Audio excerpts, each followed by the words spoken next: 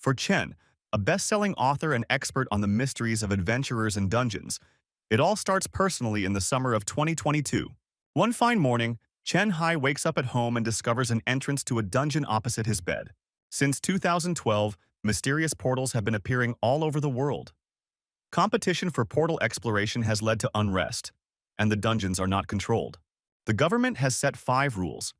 The dungeon cannot be destroyed, but it can be sealed by a raid. If it is not sealed in time, the monsters of the dungeon will break out. Those who get lost but manage to survive in the dungeon are doomed to remain there as adventurers. The higher the level of the monsters, the higher the reward. Even a nuclear missile can't destroy the dungeon bosses. Over the past 10 years, the world has gotten used to the constant appearance of portals. Dungeons and adventurers are discussed.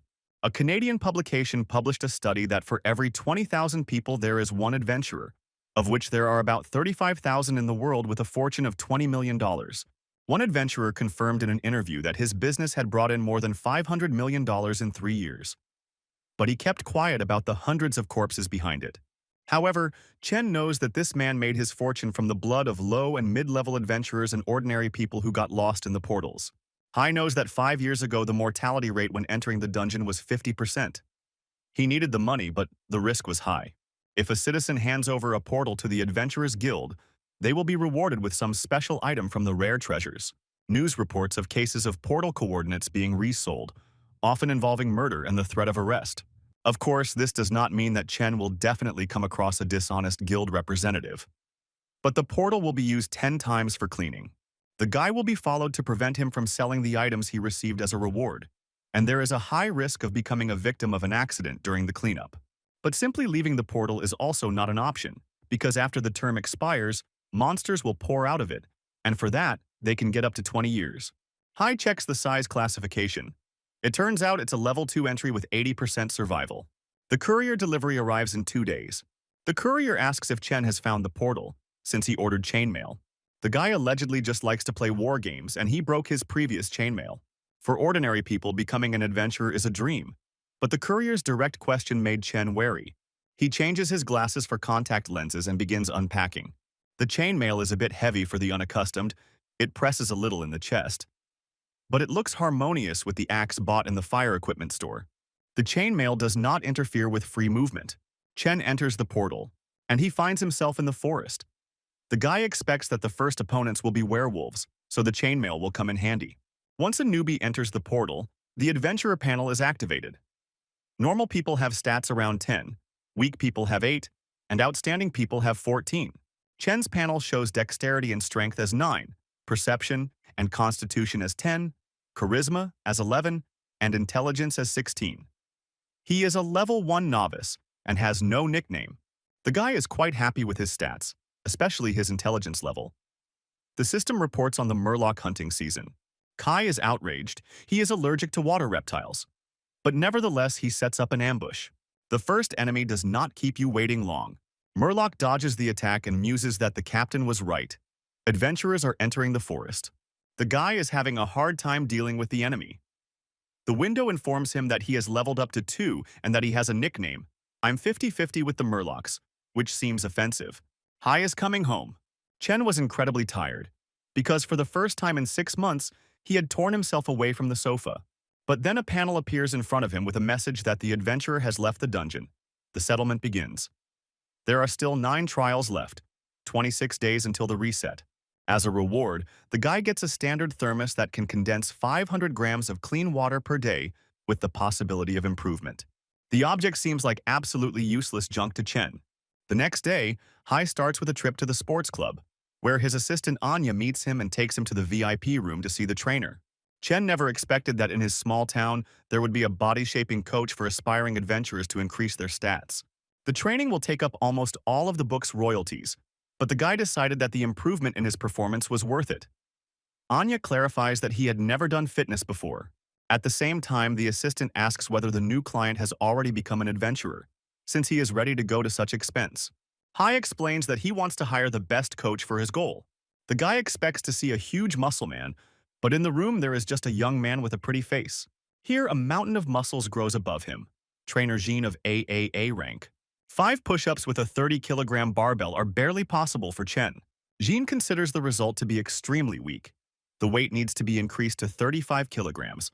The blonde, Jean's second student, Sam, believes that Chen's adventurer rating is around 9. But with his poor form, his strength won't improve in a month. Jean believes that with daily exercise, you can increase your strength from 9 to 11 in a month and a half. Chen and Sam go to grab a bite to eat after training. The blonde wonders why Hai pays so much money if he can train at home himself. Sam is an adventurer, and a cool specialist is usually hired either by experienced adventurers or by those who have signed a contract with the association. Chen spends his salary, so he decided to start with a solid foundation from a top coach. Sam thought the guy had found a portal, so he was forced to become an adventurer. But since he was only planning to join, he would give a few tips to the newbie. After the first login, the adventurer's stats generate a title that can be worn at will. The title and stats are visible to other hunters. Sam's title is Leave to Die. Hunters who search low-level dungeons often hide their title. They watch for new adventurers and thus find portals. Since Chen didn't react to his words, Sam decides that the guy really is just a writer and not an adventurer. Hai is glad he didn't use his title, otherwise he would have been exposed immediately. And Sam thinks that Coach Jean has already drawn up a contract, so they should go. Meanwhile, Jean studies search engines and comes to the conclusion that the famous writer himself decided to take part in the adventures, but first to improve his form. Anya adds that the writer has no time limits for studying, so it is unlikely that he found the portal. Otherwise, he would have had less than a month. Jean doesn't think that Chen Hai is an adventurer anymore, but they will finally decide after Sam returns. The trainer with the title of Rookie Killer is not going to miss out on the opportunity to make money while there is an elite dungeon trial in this town. Sam was not mistaken. By the time they returned, Coach Jean had already drawn up a training contract and offered Chen to sign it if everything was fine. As Anya leads the boy to the reception desk, the trainer, a level 3 adventurer, notes that Hai has given no indication that he sees the title sign above his head. Sam, a level 6 adventurer, is under contract with Jean. The trainer decides that the simpleton writer does not need constant surveillance. The coach tests a new student and states that his physical condition is disappointing, so he sees no point in doing an agility test. Jean plans to spend the next week doing fitness and strength training. Any time is convenient for Chen. The coach asks him to be there by 9 a.m. tomorrow and not to eat fatty foods for breakfast. At home, Hai muses that the country's largest chain of fitness centers is using body-shaping services as a trap for opportunists. It suddenly dawns on the guy that all services for adventurers can be traps.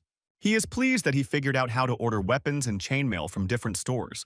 The guy was going to return to the portal only after improving his form, but harsh realities force him to take risks in order to increase his level.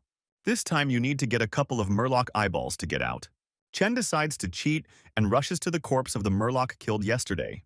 The corpse is pretty well eaten, but the eyes are still intact. And the cunning adventurer thinks to avoid fights today and just walk around, taking notes. His plan is ruined by the croaking of a Murloc coming from behind. But one animal no longer scares the guy, until it turns out that there are 2 Murlocs. Chen tries to escape, believing that he won't be able to kill 2 monsters. The chase is exhausting for both the adventurer and the pursuer, but Chen is visibly encouraged when he realizes that the Murlocs have split up. The guy attacks the enemy standing in front of him. Suddenly, a second Murloc appears. Seeing the corpse of his comrade, the Murloc runs away, but Chen, with an axe at the ready, pursues his victim. At home, Chen is furious that this time the system considered his performance as an adventurer to be low, so there is no reward. He himself thinks that he was at his best. The guy wonders if this is due to the low drop rate in low-level portals, or if there is something he just doesn't know about. But asking the coach or Sam directly is unwise, Chen said. The next day, Anya tells him that Sam has left and will be back in a couple of days, and Jean's trainer is busy until noon. Hai himself goes to the VIP room on the treadmill. Upon his return, Sam clarifies with the coach that Chen had been training in a similar manner the entire time he was away. The blonde thinks the guy is persistent and believes that he will soon level up his strength and agility to 11. Jean thinks that at this pace, the writer will be able to quickly raise his stats to 12. Sam wonders if it would be worth recruiting a rich and persistent guy who would obviously be a successful adventurer. Jean asked the writer, but he refused because he did not want to get involved with associations, but wanted to become a solitary but free adventurer. Sam thinks Chen is being too overzealous and advises against rushing things. The guy objects that if the training drags on, he simply won't be able to pay for it. Sam understands this. Over a snack, Hai reflects that Sam and Jean have definitely ruled out the possibility that he is already an adventurer, since the coach was trying to recruit him. Sam comes up with his tray and asks what Chen is thinking about. He objects, saying that he was simply tired and a little distracted. The blonde notes that constant heavy loads increase the risk of injury, and an injury will greatly slow down the process. The guy asks how long it took Sam to recoup his investment in being an adventurer. The blonde complains that nothing has paid off yet, and one can think about it at least from level 11. Chen is very surprised that he has to wait for profit up to level 11. There is no point in getting involved with novice adventurers at level 5. Their survivability is only in campaigns with veterans, but from level 6 the missions become more difficult. Here, data on monsters is already valued, and from level 11, adventurers are strong and agile, and besides, the difficulty level does not allow taking newbies. In addition, the prices for all auxiliary accessories are extremely high. Chen doesn't understand why novice adventurers up to level 11 don't work on their own preparation. Sam believes that because the Adventurers Association doesn't force you to attack dungeons, most retire after level 11. Many prefer to return to normal life. Few reach the elite dungeons. From level 6 to 10, having the data, you can recoup the venture. Those who are not in a hurry to risk their lives can get something more than what they invested. Chen now understands why the blonde is stuck on level 6. Sam also tells him that the reward in the dungeon is only given once, even if you complete the mission multiple times. These words are something that Hai ponders at home. From this point of view, the portal is valuable only as a quota to automatically turn all those lost in it into adventurers. Hai decides to first clear out his dungeon as much as possible and then decide whether to remain an adventurer. The current mission to exit requires finding a lake, and the condition for completion is the destruction of a squad of Murlovki. Remembering Sam's words about the importance of gathering information, Chen prudently purchased a drone. Now it should be very easy to find the lake. A squad of Murlocs accompanies the beast. Their attention is drawn to an incomprehensible flying buzzer. Chen watches the procession, which resembles a government motorcade, and the accompanied beast decides to take advantage of the pause and express its indignation. Both the appearance and the aura of the beast are very different from the specimens the guy has previously encountered, but Chen is sure that it is also a Murloc. He decides to find the lake and then return to searching for the unusual orange Murloc. A couple of minutes later, the desired body of water is found. Suddenly, the system reports an increase in the dungeon rating, and then an orange monster comes out to the stunned Chen and immediately rushes in to attack. The guy manages to react and wave his axe, but the control panel of the new drone is destroyed. However, the opponent's activity leaves no time to regret the loss of the remote control. In addition, the leader attacks from the center, while the rest of the squad members surround Chen. The redhead attacks with lightning speed and manages to hit the guy's shoulder. Kai believes that if it weren't for the chainmail, he would already be missing an arm. And the Murloc wonders why this man is so hard to kill. The red one croaks so that his brothers also attack the person. Hai is depressed by the layout, because there is not only a leader, but also a group of ordinary monsters. The difficulty of the dungeon was greatly underestimated at first. Chen plans to make a strategic retreat. However, the system notifies that upon exiting the dungeon, all achievements are cancelled. The clearing is strewn with goblin corpses. Melancholic Matt, a level 5 contract adventurer from the top best companies for adventurers, and the title 5 Balls of Fire, destroying everything in their path. With him is the temperamental strongman Chuck of the same level and top, with the title Powerful Fist of Fury. Chuck is beating the corpse of an orc. Matt thinks that Chuck is taking out his own anger on the dead man. Chuck counters that the orc is weak anyway and couldn't fight back. Matt is sure that his partner was lucky to encounter a level 5 monster equal in strength to 10 in the entry-level dungeon. Chuck is convinced that he is destined to become a legendary adventurer and dreams of meeting the legendary bug monster that only appears in the next stage of the dungeon. The big guy expects to receive a wonderful item upgrade coupon as compensation for the bug. Matt understands the extreme rarity of such a coupon, as well as the legendary beetle. The system states, the level of the challenge is unknown. The condition for exiting is to stand for 3 minutes with an anomalous Murloc. After the condition is met, additional compensation is promised. Coupon for upgrading a wonderful item. The monster attacks. Chen meets a Morlock with an axe. The helmet is knocked to the ground, the guy sits on his knees and indulges in despondency. The red-haired monster leaves disappointedly, leaving his subordinates to finish off the uninteresting opponent. Hai thinks that if he had foreseen the future, he would never have climbed into the portal. He has adventure novels about adventurers, but in recent years he still dreamed of going underground, because he was curious whether he would become like the heroes of his novels, who always got out of dangerous situations, throwing themselves headlong into the abyss of the delights and hardships of an adventurer's career. Chen admits that he is a coward who does not know how to fight, but at the same time, he is also an adventurer who cannot die here and now. The anomalous Murloc turns around with interest.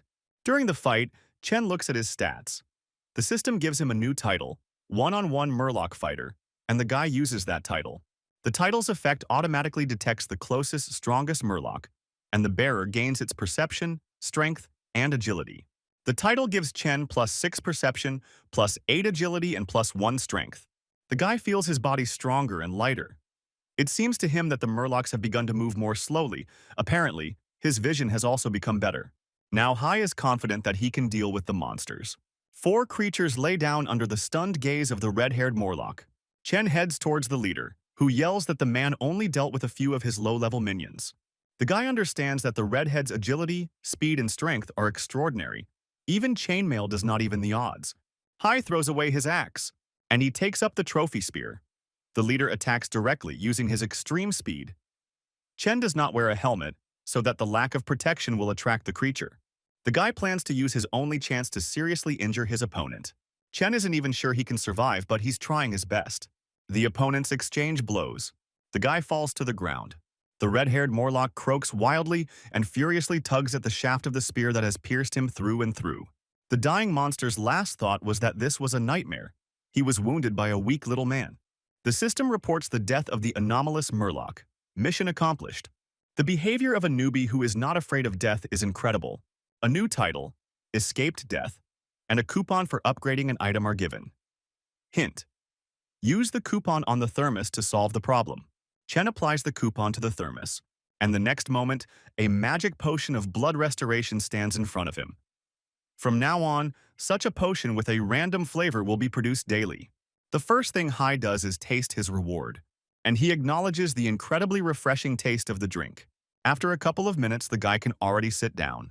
All his wounds healed miraculously. A status window also appears immediately, where Chen notices in the stats that his perception has increased to 11. The conditions for exiting the mission have not changed, but to complete it, you need to destroy the pond in which the Murloc brood is located. At this point, this is an impossible task for the guy, and he leaves the dungeon. In the room, he discovers that the portal has noticeably increased in size. However, Hai cannot enter it. The window says that his level is not sufficient to enter. There are 10 trials left. The time until the expansion is 90 days. Chen understands that the conditions he has met to exit clearly correspond to a higher-level portal. But the reward he has received is also improved.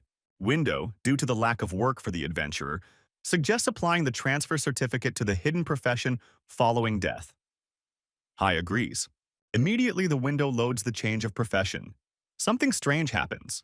And then, something even stranger. The Deathwalker effect grants +5. Perception, agility, and strength are increased to +4 when in danger of death, and rewards are no longer locked.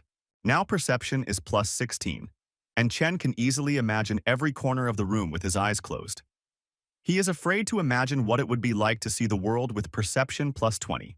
Chen's first title syncs his stats with Murloc's, and his new title gives the Turn Death into Life effect, +4 agility, strength, and perception.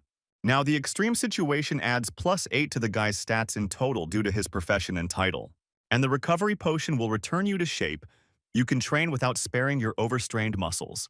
Chen has been working like crazy in the gym for a month, much to Sam's surprise. Anyone else would have been rushed to the emergency room long ago. Sam congratulates Chen on his success and assures him that now the guy will definitely fulfill the conditions for leaving the dungeon. He offers to join them. Hai doesn't want to be bound by contractual obligations. Sam regrets that he thought they could go on raids together as colleagues. Chen thinks it's possible to raid together without being colleagues. He asks for advice on where to buy a couple of spots in the dungeon. The blonde even thinks about it.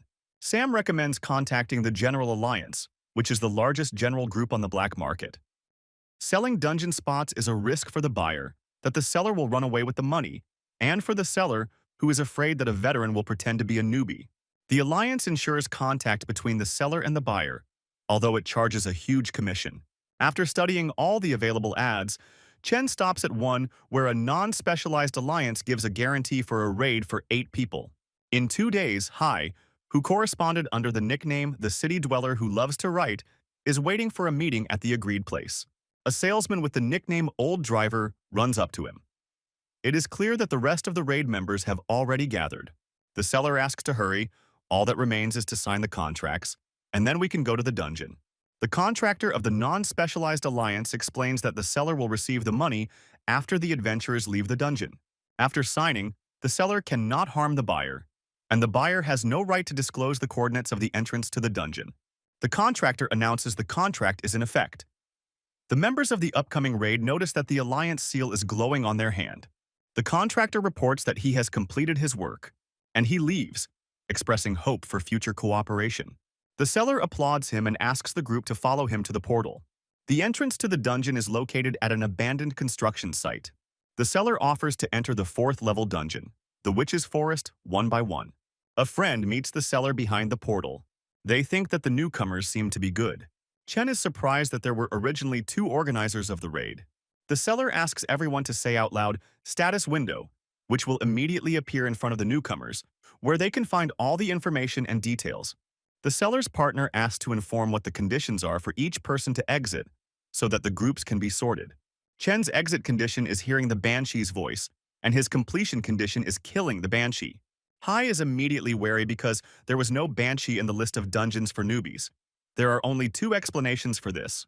It's either the same bug that he had in his apartment, or all the adventurers who encountered it are dead. At this point, the vendor's partner announces that one of the raid members has violated the security agreement by providing false conditions for exit. The accused insists that his condition for release is to collect valuable herbs. One of the squad members stands up for him and asks to give the newcomer another chance. For the first time, the accused is forgiven. The conditions for the exit for the raid members are to find the lake banshee, look at it for 10 seconds, and hear the banshee's voice. The detachment advances through the forest towards the lake. On the shore, the seller's partner takes out something like a harmonica, and he starts playing it. The newbies find out that this is how the banshee is summoned. But the seller does not reveal how he managed to find out about the method of summoning. Soon, a head appears above the water. And then the entire lake witch, under the astonished gaze of the newcomers, hovers above the surface of the water. After 10 seconds, the condition for exiting is met for part of the squad. The vendor then hands out earplugs to everyone as the banshee prepares to sing her song. The singing of the banshee destroys the human brain, and the newcomer, who has become an adventurer for so long, has no chance of surviving. The squad members stand as if spellbound. Chen heard only the beginning of the song, and he too started bleeding, despite wearing earplugs. As expected from a creature not listed in the beginner's guide, the partner stops playing. The banshee also stops her song and hides in the dark depths of the lake. The partner clarifies that everyone was able to fulfill the conditions for exit, which means they can return the same way they came. The squad members are outraged, as they are sure that they want to get rid of them so that they can collect valuable plants and minerals from the dungeon themselves. The seller objects. There is no such clause in the contract. However, there is also no clause prohibiting collection. Chen learns that adventurers can collect minerals and herbs, but most of them don't pass customs, so they make money on the information. The partner clarifies that the seller cannot do anything, in the opinion of the raid participant. However, he did not sign the contract. 2 members of the group stand in the way of their partner. The long-haired one has the title of combat expert. The seller is outraged that if a group member dies during the resource gathering, they will not receive the final payment from the broker. The seller is not prepared to protect the group during the collection process. A party member believes that there are secrets in this dungeon, since the merchant refuses to take risks. The seller is sure that he is not dealing with a newbie, but with an adventurer who has come for a mission. Meanwhile, the combat expert and his partner exchange glances, after which the partner turns around and leaves, saying, "Let them do whatever they want." The salesman runs after his partner. The squad members who got into an argument with the seller both had titles. The second title was Team Leader. Hai is worried, because from what Sam has told him, the contract master shouldn't allow adventurers to enter the portal under the guise of newbies. The group leader offers to collect resources alone to take all the profits for yourself, or join them for half of the spoils. Usually, no more than 10% of the collection is left for newcomers, So half is a great offer for those who came for the mission. A forgiven team member rejoices at the chance to turn his life around after all his accounts were frozen. In addition, those who join will receive a reward for completing the mission. The salesman praises his partner's acting skills. Even he believed that the newcomer couldn't be defeated. A partner really wouldn't be able to defeat the battle master. However, he doesn't think that this group will be able to complete the mission, and no more than 2 people will be able to get out, if they are lucky. The seller thinks that there was a similar situation last time. The group leader explains that his title allows him to increase a random stat for his team members. People actually notice an increase in some of the stats. Chen's perception increases to 16. The forgiven crew member wonders how they can lure the witch out of the lake without a harmonica, but this is not a problem. One of the group members has the title Provocateur, which increases the chance of angering the target. The rest realize that there is another adventurer among them. To establish a forced dialogue, the Provocateur only needs to attract the attention of the target, so without thinking twice, he throws a stone into the lake. The banshee's head immediately emerges. The provocateur invites the witch to come closer, quite successfully in attracting her attention. The banshee rushes towards the people standing on the shore. The battlemaster asks everyone to put on earplugs and spread out, leaving the witch to him. He fearlessly rushes at the enemy. The witch does not show the slightest concern when she sees her enemy. However, the fighter's fist simply passes through the banshee, which clearly has no intention of calming down. The witch's answering howl gets on everyone's nerves despite earplugs. The squad is literally knocked off their feet by one note from the ghost witch. The fighter is about to attack again, but now the fight will take longer. In his opinion, the trophy technique Monk's Fist from the previous dungeon should work. A girl in a cap and headphones who appeared out of nowhere remarks that this is a stupid decision. Chen doesn't understand where she suddenly appeared from and where she's going. Hai asks the girl to explain why she thinks so. She is extremely surprised that she came across a person with a perception of 16. The chance of meeting whom is 1 in 100,000. Chen sees the girl's title. They pretend I don't exist. She literally dissolves into thin air, but the guy hears the word unhappy. Chen wonders if he was hallucinating. He turns on perception to the maximum, and he seems to vaguely discern a female figure moving away, which simply dissolves, but many aggressive ghostly female figures appear. Battlemaster is quite successful in damaging banshees. She tries to come to her senses but is in no hurry to get up, which alarms the fighter. Not in vain, because in this dungeon there is not one, but many witches. It becomes clear to everyone that earplugs will not help against a crowd of witches. The fighter shouts for people to run away. The squad members run away, hoping to hide among the trees in the forest. Despair gives courage and people try to defend themselves. Unfortunately, to no avail. Banshees overtake and surround everyone. There is no way to hide from them in the forest. A fighter with bloody eyes screams that he is not afraid of witches. The leader understands why the seller did not limit the level for entry intentionally, so that after the death of the squad, he could simply collect trophies. Chen, who is practically deaf, asks if there are any ideas on how to kill the ghost witches who attack with more than just their voices. The leader finds out that although the guy can't hear, he can easily read lips thanks to his perception of 16 points. In the previous dungeon, Battlemaster obtained sacred oil blessed by monks. A sword lubricated with this oil will definitely work. At least the sword will deal damage to ghosts. Chen heads towards the fighter as sitting back is not an option. The banshees are surprised that the man himself is coming to them. The system reports that since Hai is on the verge of death, strength and dexterity are +4. The title Escaped Death also kicks in, adding +4 to perception, agility, and strength. Chen asks the half-dead fighter to give him sacred oil to pass the dungeon. The fighter is blinded, so he will not be able to control the adventurer's panel to get the desired item. However, it will transfer the oil in a different way, and before the eyes of the stunned Chen, he kills himself with a punch to the chest. The guy is simply stunned by what happened and does not think that oil is worth a human life.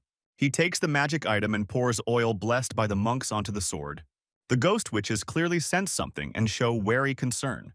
The system reports that the sword blessing, a sacred magic technique that gives +2 damage to evil creatures, has been revealed.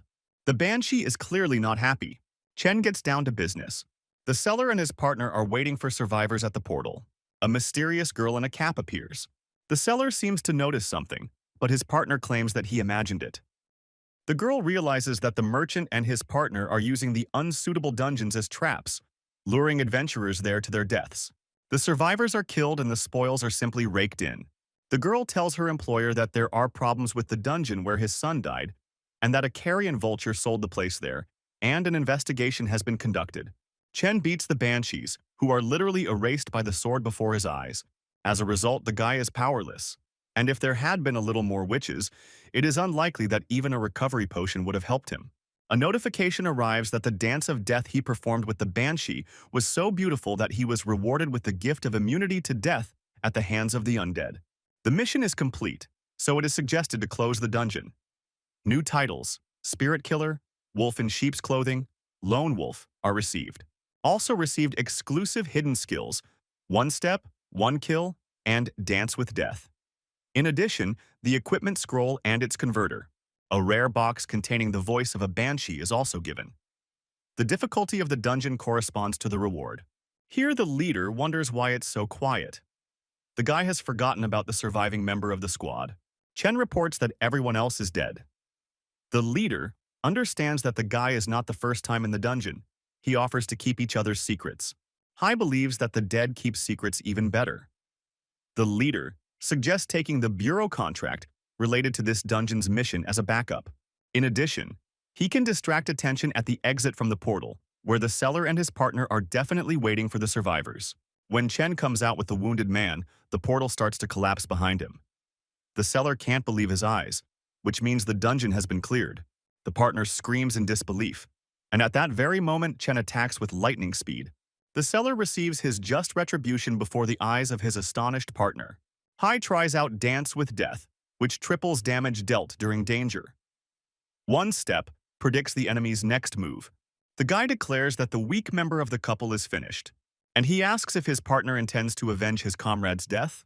He activates the title Run Coward with +2 to speed and takes out a poisoned dagger. Chen with Lone Wolf, with the participation of the team also with +2 to speed. For the battered leader, the opponents disappear from the scene. It's hard to follow the fight with your eyes. The unwitting observer realizes that all his knowledge about level 5 adventurers is far from the truth. He is not sure that many at level 8 have such speed. Coward takes it from Chen, and he complains about how it annoys him that even with the title he can't match Chen's speed. He believes that the guy's perception is at least 18. The enemy activates the adventurer's panel. Hai jokes that he lacks speed. He agrees and takes out a flask with a greenish gas, which he smashes on the floor in front of him. The enemy changes his title to Toxin Carrier and complains that he didn't intend to use the poison, but that's just how things turned out. A hand-to-hand fight ensues, and the enemy boasts that he bought the mutated spider toxin on the black market. Chen's punch misses its target. The enemy dodges and is glad that the guy didn't even hit him. Thus, he had already killed 4 level 5 adventurers. Hai will be the 5th.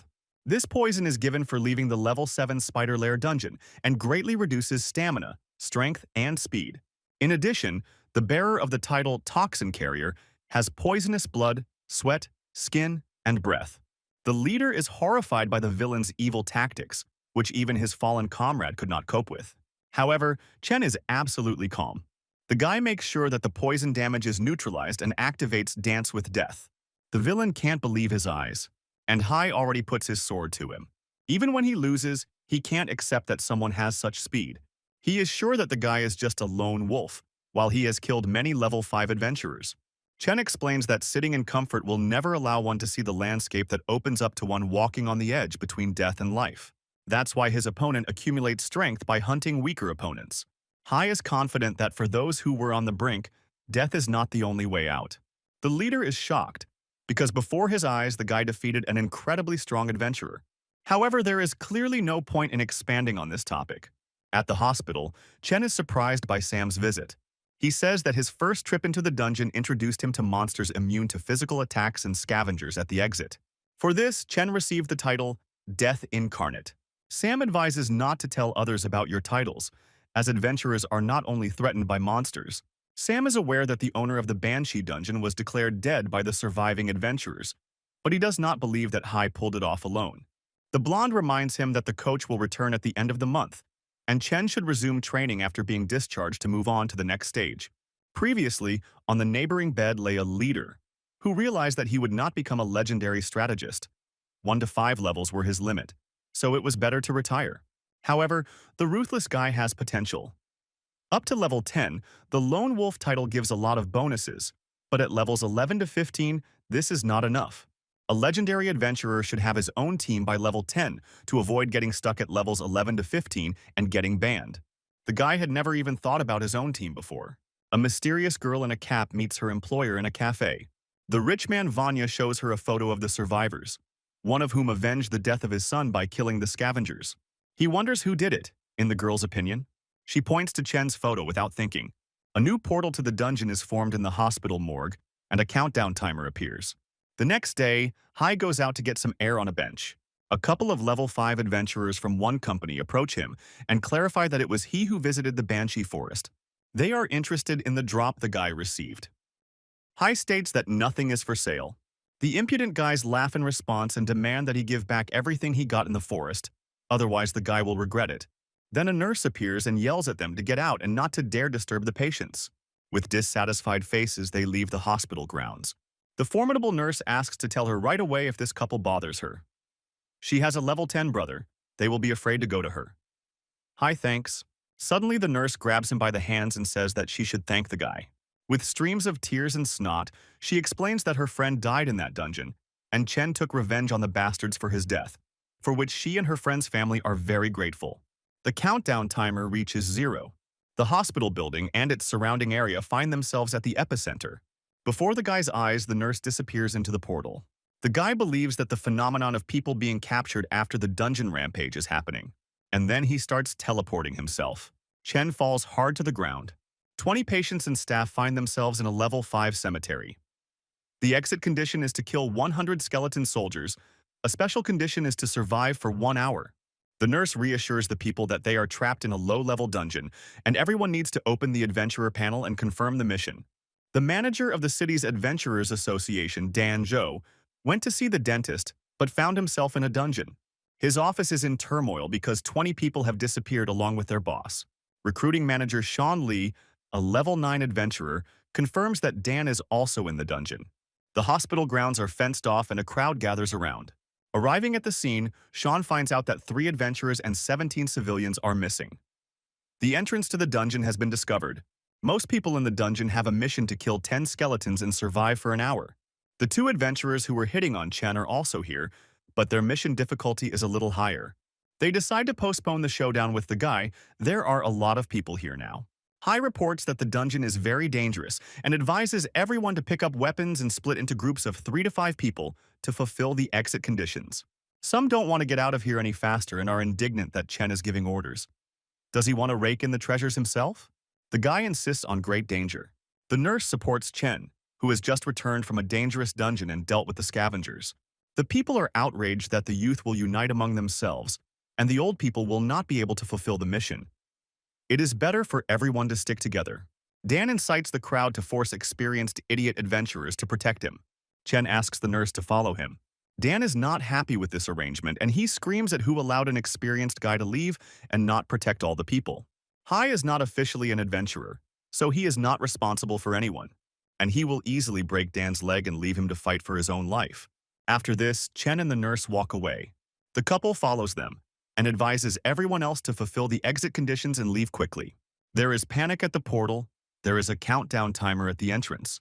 It is unknown how many people will survive in the dungeon during the allotted hour. Chen demonstrates how to cut off a skeleton's head with a sword. He hands the nurse a sword and advises her to do as he does, cutting off the neck as soon as the skeleton begins to crawl out of the grave. The guy will take care of the 3 skeletons that have already crawled out. A couple of level 5 adventurers take turns killing off groups of skeletons.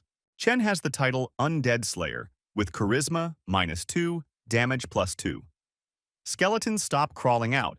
Apparently their number is limited, which complicates the task. The nurse reports that all the skeletons here have already been destroyed and that we can move on. Dan commands the people, who have been chopping up skeletons for 20 minutes already. In 10 minutes, all the skeletons are exterminated. And Dan personally killed only 4 of the necessary 10. Hai finds out that the child has fulfilled the conditions for exit, but the nurse still has 8 skeletons left, because she has been helping the boy all this time. Chen tells the child to come back, and they will continue killing skeletons and meet outside. Sean is furious. This is the dungeon no one has managed to complete alone in 10 years.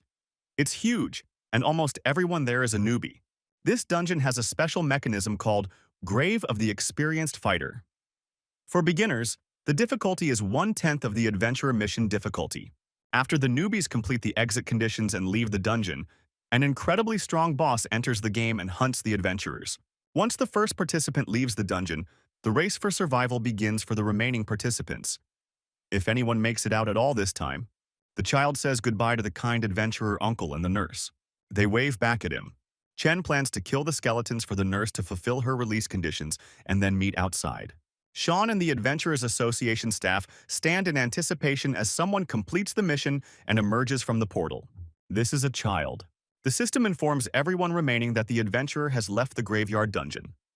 The second stage begins. A couple of adventurers don't think that Chen came out because there is a nurse and a child hanging on him, in addition to his 100 skeletons that still need to be found here. They wonder who managed to complete the mission. Suddenly, they notice the towering figure of a horseman. This is Death Knight Claude with an unknown difficulty level. Dan asks the two guys who were most active in chopping up the skeletons to come with him. They assume he knows more and silently move out. Ahead, a large group of skeletons emerge from their graves. Dan commands to get ready. The remaining people reflect that the three never returned. Perhaps they shouldn't have refused the adventurers' help. Suddenly, the sound of hooves approaches. People see the heads of a couple of adventurers hanging near the saddle. The writer's intentions are quite obvious. At the same time, Dan and another guy simply threw the third one to be torn apart by the skeletons and ran away. Dan thinks they need to find a small group of skeletons, then the two of them can handle it. Here, the number of survivors is dwindling before their eyes. Something is clearly going on in the camp. The nurse asks what the second phase means. Chen thinks that either the difficulty will increase or stronger monsters will appear. She opens the window to make sure she has fulfilled her exit conditions and sees that there are 4 people left. Everyone else is dead. Night Claude leaves no one alive in the camp. There are 2 people in front of him on the right and 2 on the left. He tells the horse to turn left. Dan is sure that the dungeon boss has appeared. We need to finish off the skeletons as soon as possible and get out of here. Claude is approaching inexorably. Dan and the guy just freeze in place. Their elimination takes practically no time or effort from the night. Chen dons chainmail as the nurse cuts off the head of the 10th skeleton. She fulfilled her exit conditions. Chen tells her to drop the sword and leave the dungeon. And duck immediately. Chen manages to jump up and parry the sword raised over the nurse's head. Claude is surprised, just like Hai, who watched the trophy-poisoned blade simply cut through like butter. The result of the first encounter is a draw, and a kind message from the system that the blade's durability has been reduced to 0. The system windows glow around Chen like a red honeycomb, warning him of a dungeon boss encounter and activating all possible titles and skills. Hai repeats that the nurse should immediately leave the dungeon. She promises to wait outside for the guy who must survive. Claude and Chen are left alone. Hai is sure that the knight will not let him go as easily as he did the nurse. The knight silently looks at the only surviving man who killed 63 out of 100 skeletons and lasted 45 minutes out of the allotted hour. To the boys' delight, a nurse emerges from the portal. The assistant clarifies that there is still a survivor in the dungeon. Knight Claude deigned to dismount for the duel, which is proceeding very tensely. In terms of strength and speed, the guy cannot compete with Claude. Hai anticipates his opponent's next move, but at the current pace he will simply collapse from exhaustion. The knight even gets excited. He smiles and chuckles during the fight. When he throws a guy away in a particularly spectacular way, Claude says that man has survived so long only because of his tricks. The knight finds this surprising. The guy has no time to think about the fact that the undead are deigning to talk to him. With 5 minutes left on the hour, Sean orders a statement to be made that 2 of the 17 civilians survived, and 3 adventurers did not survive. The nurse and the boy are horrified and indignant that it is too early to draw such conclusions. Only 5 minutes have passed. Even a level 9 adventurer would be hard-pressed to defeat the boss of this dungeon alone. Even if Chen Hai was the best level 5 adventurer, he wouldn't be able to last 5 minutes against Night Claude. The nurse is overcome with sobs and regret that it was she and the boy who slowed Chen down. Sean is sure that if Hai hadn't helped the nurse and the child, Dan would have gotten out alive.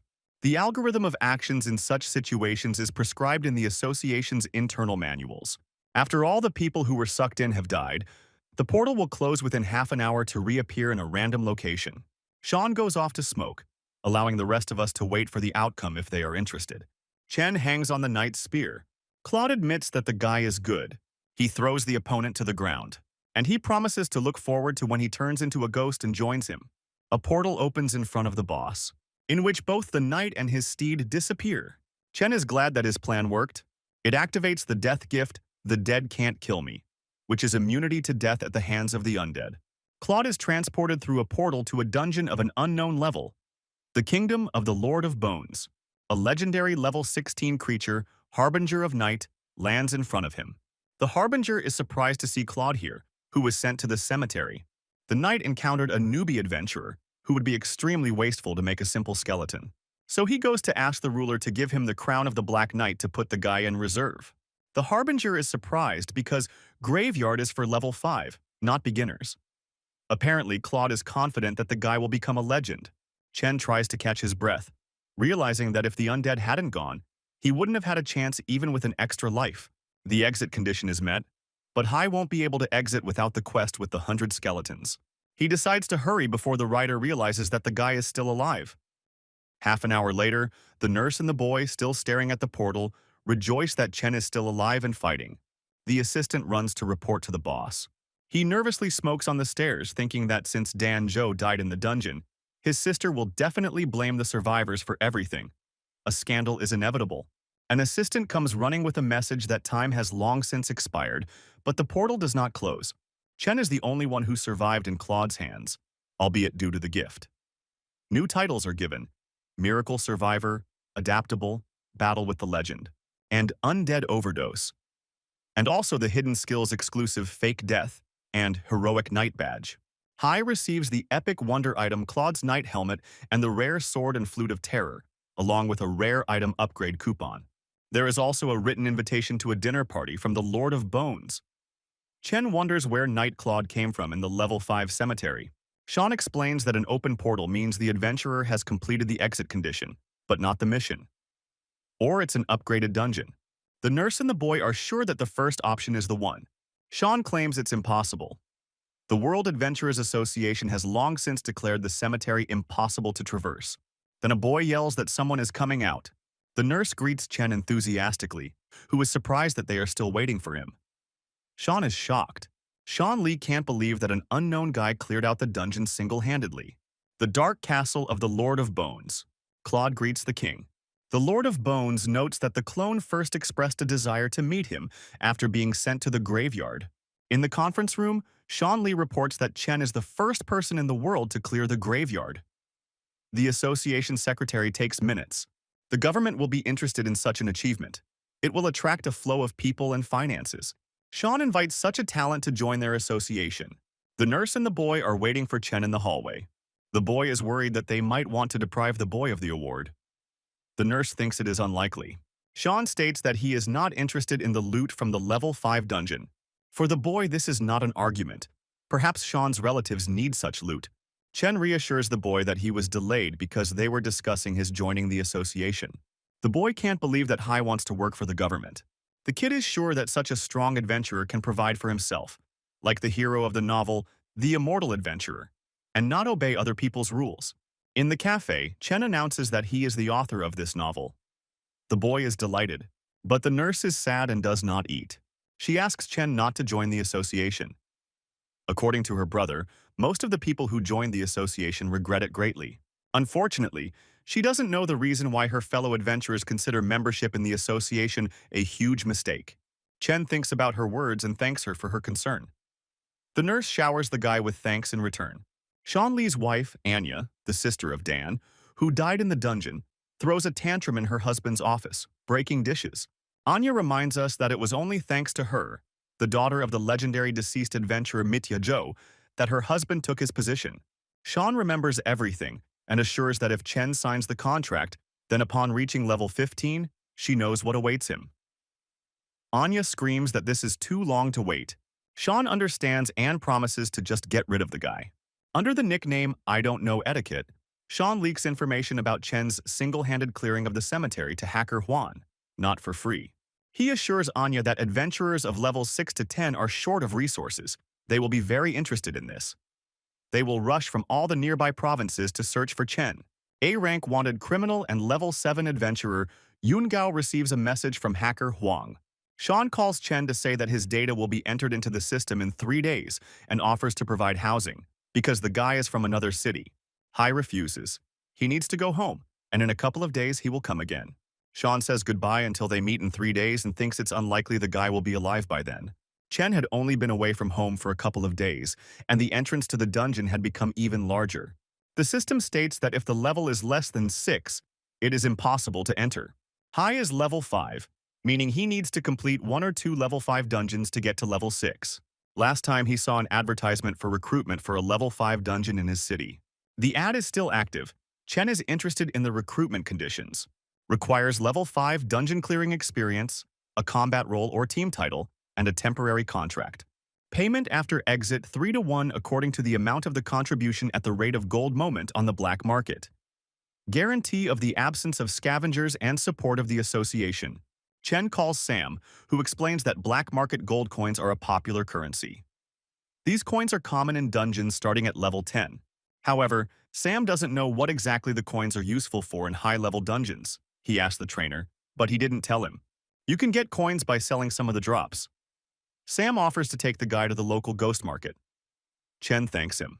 This market is open only on Mondays from 2 to 4 a.m. Of the whole crowd, only a 10th part are adventurers. They sell a lot of fakes to gullible people. Sam advises the guy not to rush into selling, but to first check the price, and goes about his business. The blonde man seems like a good person to Chen. The goods on the market are very diverse. You can find bones of monsters from the dungeons, or choose your own weapon.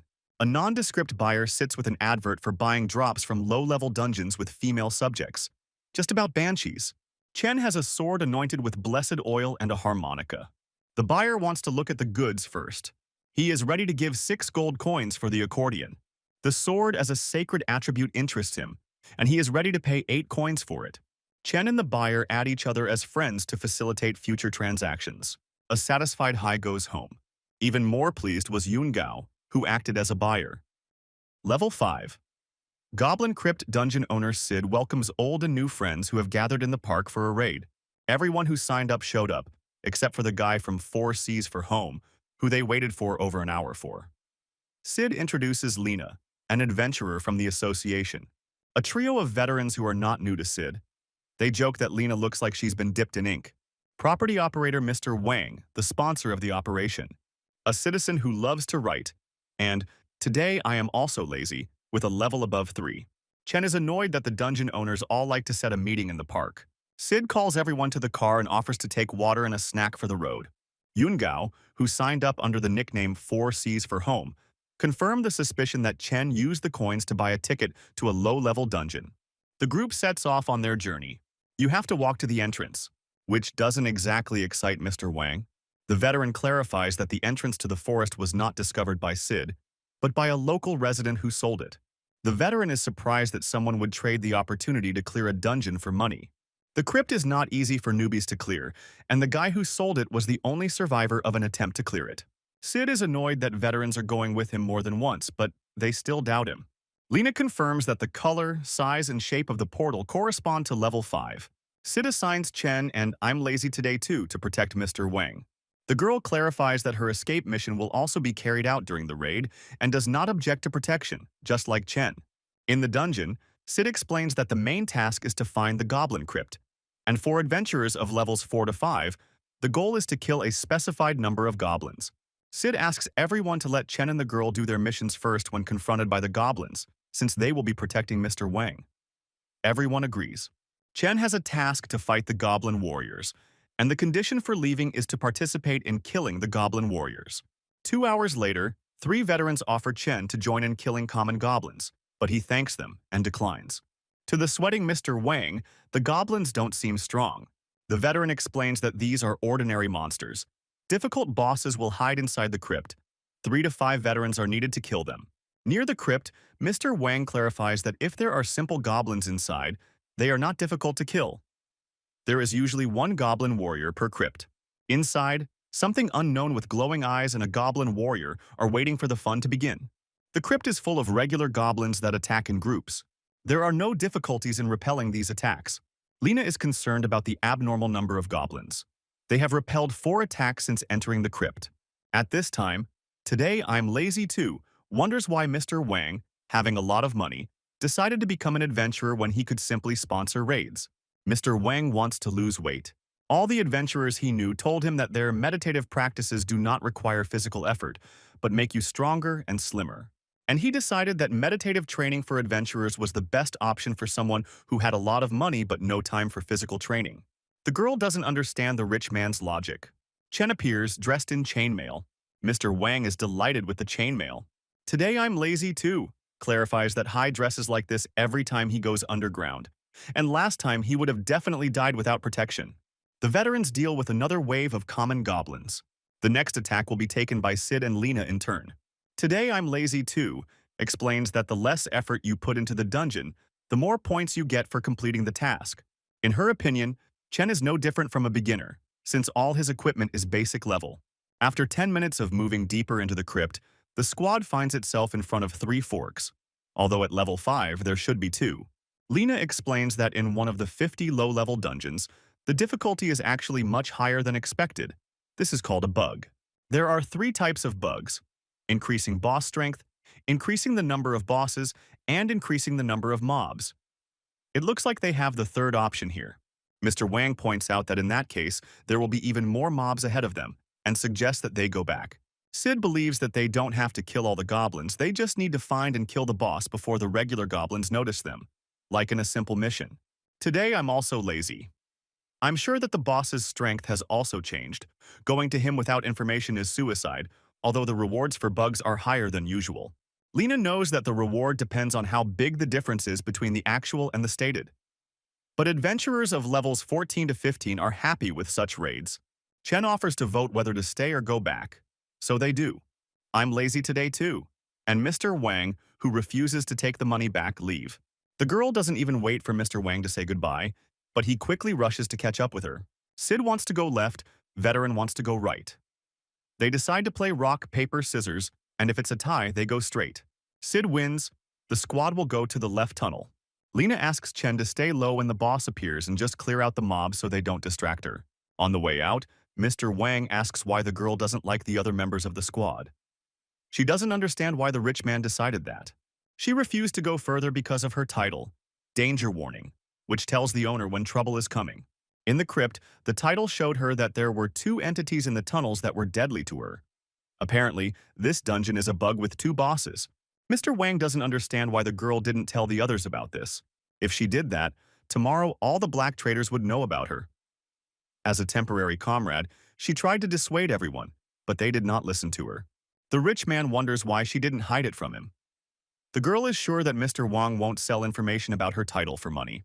Suddenly, almost at the portal, the girl stops and declares that she cannot go any further. At the exit, they are faced with mortal danger. The party encounters another group of regular goblins. Lena activates her bracelet, which produces the second-order magical practice Fire Stream. Amazingly effective and spectacular, now Sid understands why Lena gave him the elemental armor. The veteran is convinced that although he and Lena have the same levels, her equipment, titles, and skills, as well as her preparation for the mission, are much higher. The goblins are incinerated. The next wave will be fought off by veterans. The system notifies that with the appearance of an unregistered boss, the dungeon rating increases. The next group of monsters is led by a level 6 goblin shaman, who is much smaller than normal goblins.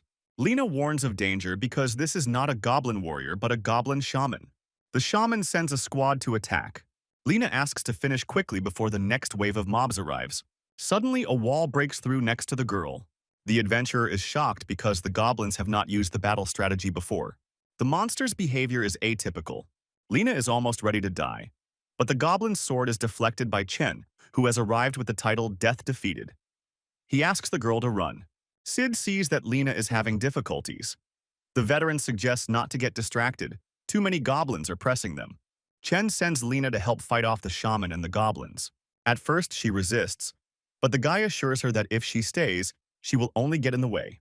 The girl promises to get rid of the shaman as quickly as possible and return to help. Dance with Death triples damage, and one step, one kill allows you to predict your enemy's moves. Hai is ready for battle. The boy easily dodges the goblin's powerful but clumsy attacks, which is also clumsy. But after being wounded, he falls into a state of complete madness. which reduces his pain threshold and reason, but increases his strength and speed. A completely enraged thug flies towards the guy. The goblin's strength and speed do not compensate for its complete lack of tactics, so the monster's effectiveness does not increase. Chen is a little annoyed that the standard level 5 dungeon boss doesn't live up to his expectations. The goblin, in the guy's opinion, doesn't even deserve to be called a warm-up. After such a statement, the monster was taken aback. The enemy looks upset and instantly loses all his enthusiasm, simply retreating. The monster runs away into the same hole from which it appeared. Meanwhile, Lena tries to reduce the number of ordinary goblins with her fire spells. However, the minor shaman successfully hinders her with his low-level spells. Suddenly, the system reports that the task is completed. Apparently, Chen took down the giant goblin. The veteran thinks that the guy completed the task and left. Why should he risk his life for them? He suggests that he leave too. Lena is against it. If we don't kill the shaman first, the goblins will cut off the escape routes. Sid supports the association's adventurer and asks everyone to hold on. The shaman watches their negotiations with a smile. Suddenly, the wall next to him falls apart. Chen appears from the hole, and the shaman's song is sung. Everyone freezes, both the squad members and the goblins. People are puzzled as to how the guy managed to kill 2 bosses of the anomalous dungeon. Goblins mourn the loss. Chen asks to keep his secret. Lena understands the request because no one wants to miss out on a rising star. Here in the tunnel, Mr. Van and Today I'm Lazy Too appear. The title warned the girl that an adventurer was waiting at the exit of the portal, who posed an even greater threat than the 2 bosses in the crypt. So they decided to go back and persuade the others to come out together. They are shocked that both bosses are neutralized. The veteran adds that this is all down to Chen.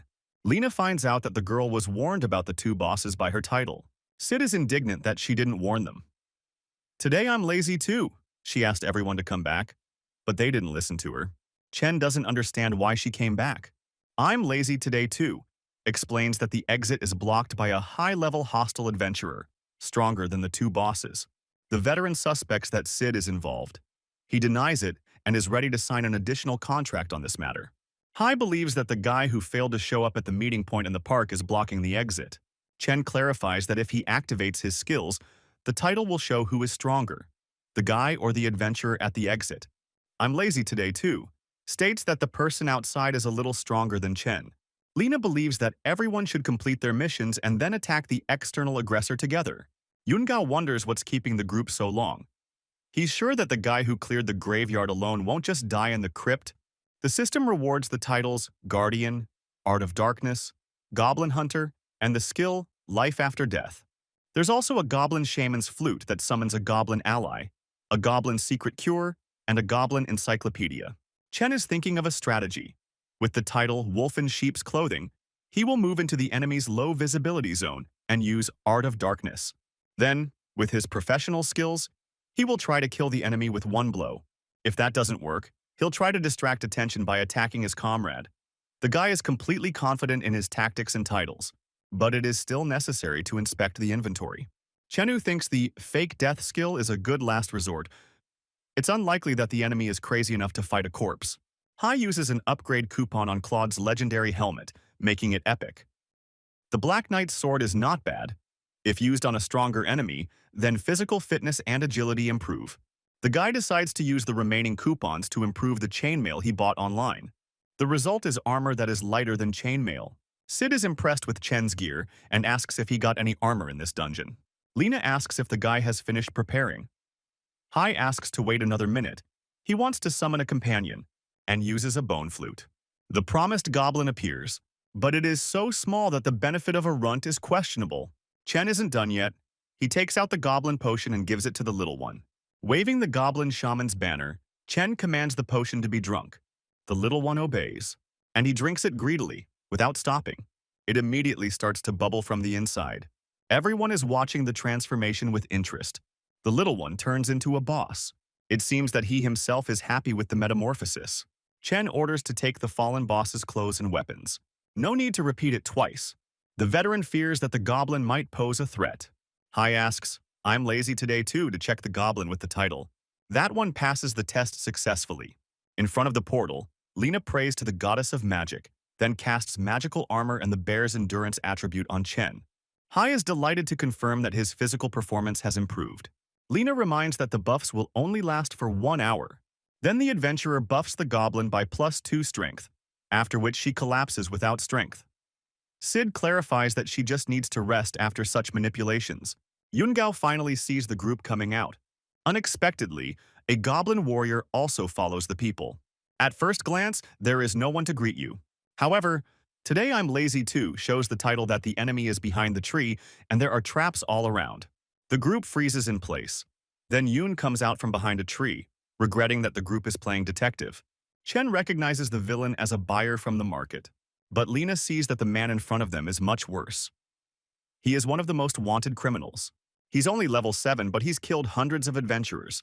And not just for the sake of the drop, but out of a desire to get the title of bloodthirsty killer of people.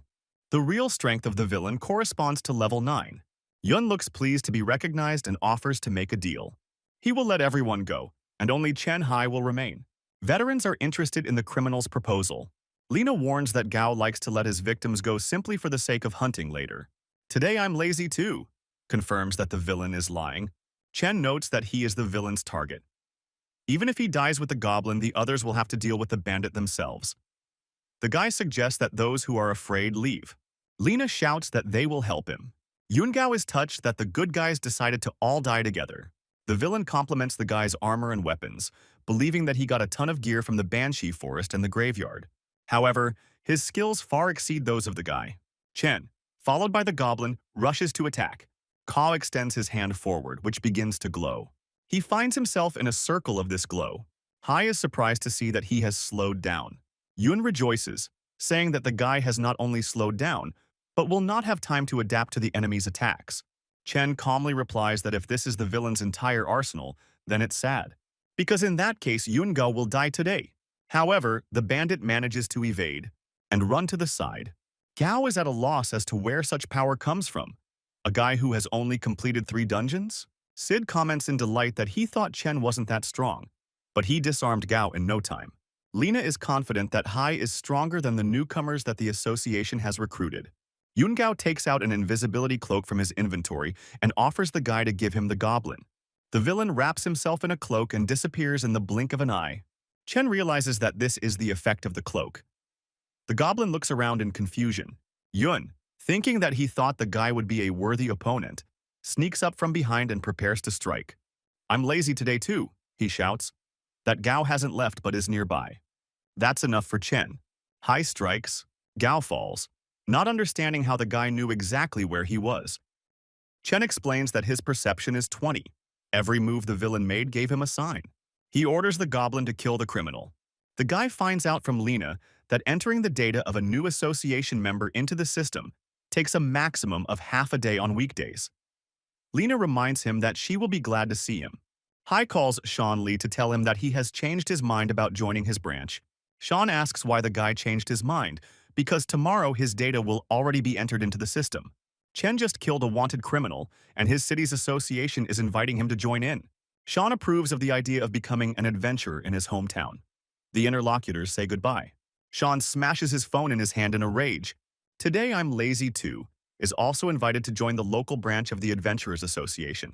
At the city branch of the Adventurers Association, the experts ask Chen to turn off his titles and skills and put all his strength into the strike on the simulator. The guy demonstrates the power of a punch 12. The goblin standing nearby is also interested in the simulator. Lena enters and says, I'm being lazy today too. The lab technician reports that Chen's strength and agility are 12. At the same time, the goblin hits the simulator and gives a reading of 17. Lena is surprised, as she expected the guy to be at least 14 to 15. But even so, he is equivalent to a level 9 adventurer, which means the titles make up for the difference. Today I'm Lazy Too watches the guy discussing the simulator's readings with his goblin and is perplexed. His successes can't be explained otherwise than as a secret. Lena hands Chen a pass. His details are already in the system. Adventurers level 6 to 10 clear dungeons like the crypt a couple times a year. The guy's basic stats can be improved, so she suggests not chasing after leveling up in the next couple of years.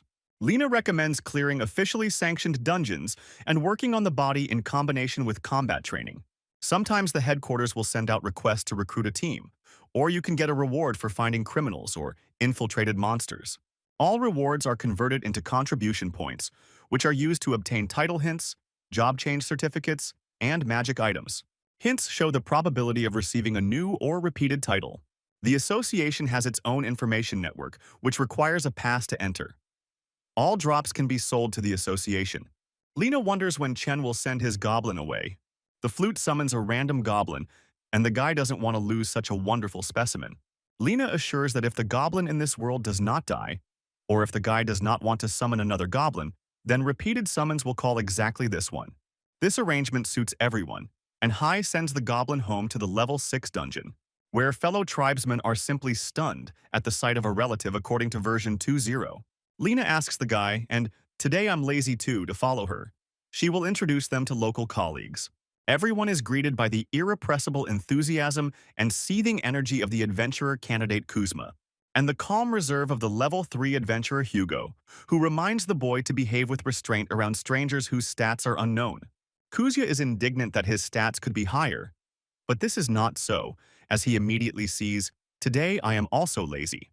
The lab assistant who measured the power level is a level 8 adventurer named Jack, who laments that due to his low level he cannot lead the team. Chen wonders why their dungeon-clearing team leader didn't show up because he's currently on a raid. Jack heard that the leader went to look for the adventurer who single-handedly cleared out the graveyard. Kuzya screams that the graveyard with bugs is cool, but Chen Hai himself cleared the dungeon and killed the boss, which is even cooler. Kuzya is immensely proud that he is from the same city as a man who single-handedly went through dungeons and destroyed a rank a criminal. Kuzma doesn't understand why everyone is silently looking at him. He's just sharing his thoughts. Chen raises his hand and announces that he has cleared the graveyard. Hai is in no hurry, preferring to devote his time to improving his physical fitness and raiding low-level dungeons.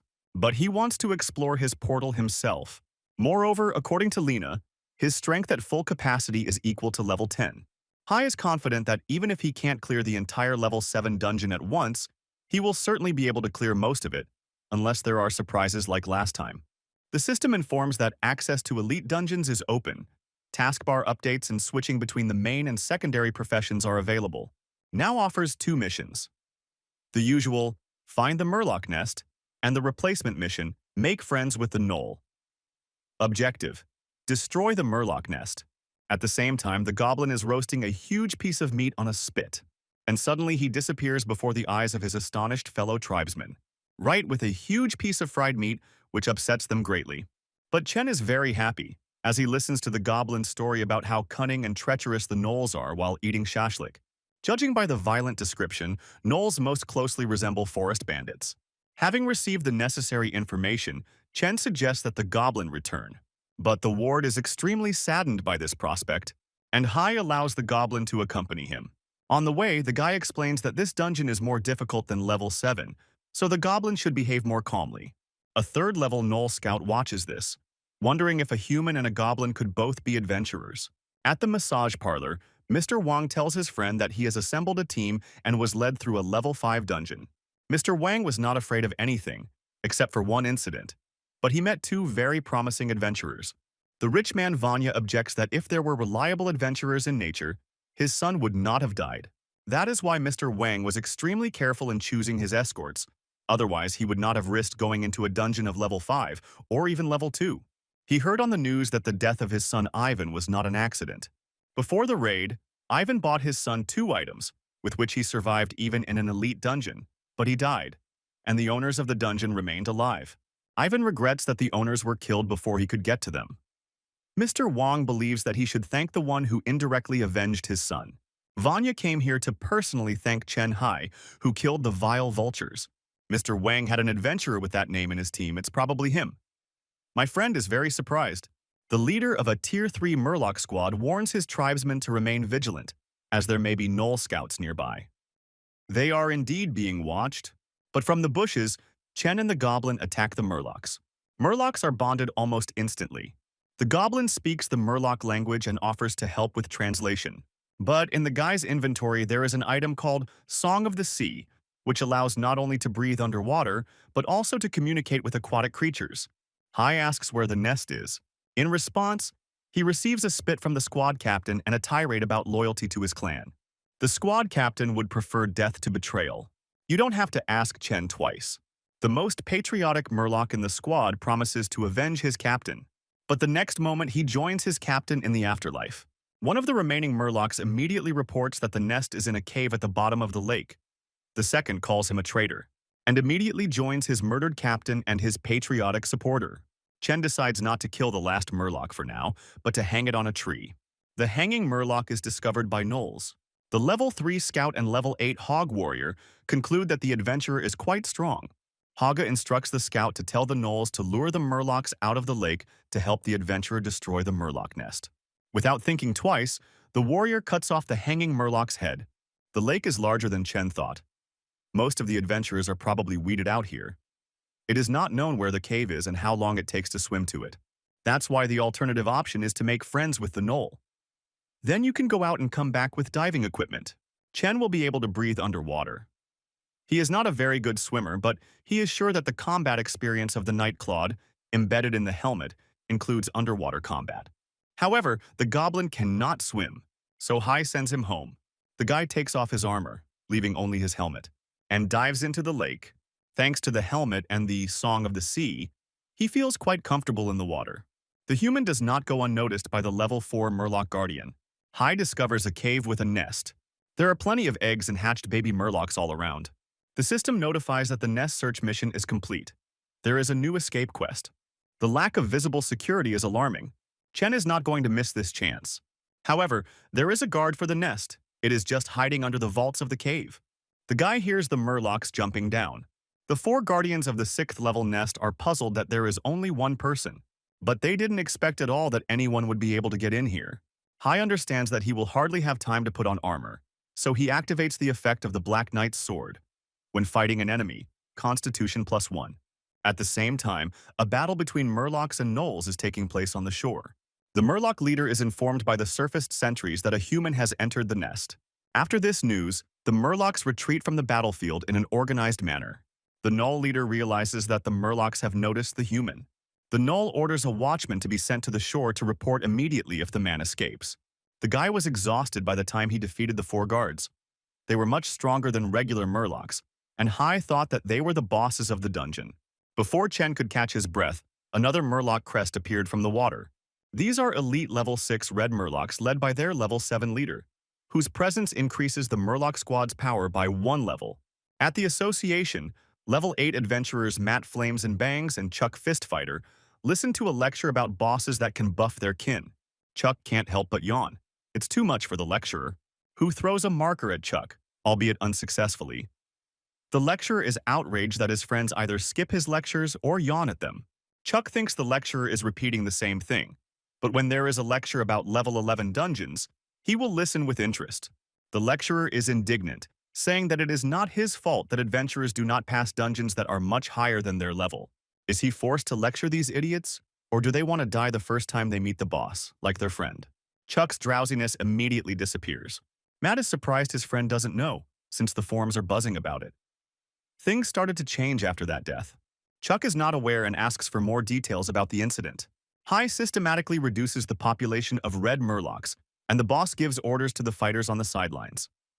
The man turned out to be rare. He is immune to sneak attacks, and the Murlocs must all attack together to make it difficult for a human to fight back from 4 sides. Chen doesn't understand why the boss still remains on the sidelines after killing so many fighters. The boss yells at them to work harder, wearing the man down until he's exhausted. He knows the man is about his equal in strength, and it's a good thing he showed up alone. The human killing rate is unprecedented, and now the Murlocs will not be able to match the Jackals in numbers. The boss fears trouble when the Gnolls notice their dwindling numbers, and the boss makes a calculated decision to join the fight. This was the moment Chen had been waiting for. He charges at the Murloc. Opponents hurt each other, but Chen had already clamped the restoration potion between his teeth and thrown the invisibility cloak over his shoulders. The man simply disappears before the eyes of the Murlocs. The boss yells for them to immediately rush after him. The man is seriously injured and weakened. Even without him, the redheads will be able to catch up, kill, and bring the boss the man's head. They rush to carry out the order. On the way, they come across a sentry cut in half. If a person was able to kill with 1 blow, then he is not that weak, apparently. On the shore, Chen realizes that he survived thanks to the title Miracle Survivor, which gives +5 to Constitution when the owner is on the brink. If the Murloc boss had attacked him, the outcome would have been highly questionable. He recalls the advice of the leader that the dungeons will become increasingly difficult to pass alone, fighting groups of monsters. A strong partner is needed. The Knoll Watcher waits for the boy to appear on the shore. He informs the commander that the man has made it to shore, but he is wounded. Seeing the effect of the healing potion, the Red Murlocs do not risk continuing to pursue the human on land. Hai promises to get even with them next time. He calls a goblin who asks if the Murlocs are finished. Murlocs can't be defeated alone. Chen leafed through the Goblin Encyclopedia. By accumulating battles, goblins increase their level. Hai gives the goblin his sword and tries to find dungeons with monsters that are suitable for the goblin's level. The goblin is perplexed and asks what the guy will use instead of a sword. Chen has a captured weapon, but he needs some practice with it, which will be very useful for returning here. On the way to the portal, the Murloc hanging from the tree is found decapitated. The goblins are sure that this is the work of the gnolls. Chen activates the skill Dance with Death, adding +4 to perception. The gnoll attacks from an ambush in the bushes. However, the man successfully repels this attack. The gnoll is confused, as a wounded human would not be able to handle him. Perhaps it is another human? The gnoll runs away to the goblin's outrage. Chen thinks that this could be a way to lure them into a trap. No one knows what awaits them in the bushes. The goblin suggests pursuit, but the guy is not happy with the possible prospect. It is better to first find a strong comrade for the team and then return. At home, Chen reflects that dungeons of level 6 to 10 are much more difficult than dungeons of level 5. Therefore, from level 6, adventurers are divided into reconnaissance groups and strategic groups. The system reports that the mission to find the nest has been completed, but befriending the gnoll has failed, and destroying the nest has not been completed. For Chen with his allergies, getting out of the dungeon is a miracle, and the reward is 1 bag of wood, animal feed. Hai is furious. At home, his wife throws a tantrum at Sean Lee because the man responsible for her brother's death is still alive. Anya never misses an opportunity to remind him that her husband took up his position only thanks to her late father, Mitya Jo, a legendary adventurer. Since her husband does nothing, she will give her late father's resources to the one who will help her avenge her brother's death. A mysterious girl in a cap sits at a computer. Her attention is drawn to an advertisement promising the epic resource of the legendary deceased Miti Jo for killing Chen Hai. The trainer exercises with a load. At the 363rd push-up, the assistant informs me that something has appeared on the black market that might be interesting. A relic of a legendary adventurer is offered for a mission in their own city. The coach wonders who Sam has heard again. The assistant explains that it is not about Sam, but also about their friend. Chen is awakened by a call from the nurse, which screams that the guy has become a target. Hei yawning reminds that everything has already been settled. The nurse screams that someone has offered a sky-high reward on the black market to kill him. Jay would have been tempted by her brother if Chen hadn't saved her. The guy asks to tell more details. Lena looks at the announcement about Chen's murder. All his exploits and the exact address are listed. She is sure that the ad was placed by a direct relative of the deceased Mitya, judging by the award. Lena doesn't understand how the guy managed to make such an enemy who is ready to sacrifice the resource of the legend just to kill him. Hi, I've never even heard of anyone like that. Lena will contact the boss and try to somehow resolve the problem that has arisen. But it would be better for the guy not to leave the association building for now. Chen's apartment has a broken window and a bunch of footprints on the carpet. There was clearly no fight, but it was clear that Hai was exploring the dungeon that had opened up in his living room. Elvis, a level 10 adventurer with a primary job of assassin and a secondary job of thief, realizes that he has escaped the first wave of Hai's hunters. But if he is blocked in the dungeon, the guy will not be able to escape. And Elvis enters the portal. The system notifies that there are 4 more people in the dungeon besides her, and it is not known whether they are hunters or Chen's companions. A Null warrior kills an adventurer. However, the victory did not come easy. Haga ordered to guard the portal. But the scout is wounded, as are many soldiers. The Gnolls do not even want to think what will happen if yesterday's man returns. Elvis finds a lake. There are 3 more hunters on the shore, which means the target can only have 1 companion. But in this task, finding and killing the target is by no means the most difficult thing. Sam comes to the coach who was looking for him. The coach clarifies that the blonde is aware of the reward on Chen's head, but admits that the guy himself may not know about it. The trainer tells him to invite Chen and Sam to go to any level 6 dungeon, and Sam knows perfectly well what to do next. Chen sees that it's Sam calling and wonders if the blonde wants to warn him, or find out if he knows that the hit is on target. The guy decides not to answer, but, if necessary, to say that he was in his dungeon. A pair of adventurers at the entrance to the portal in Chen's apartment realize that the target has probably already been driven into the dungeon by other interested parties. But they nevertheless enter the portal. One of the three hunters approaches Elvis on the shore, says hello, and invites him to join them. Elvis approaches silently.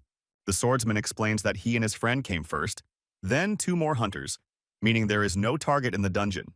Then Elvis doesn't understand why they can't get out if the exit is not blocked.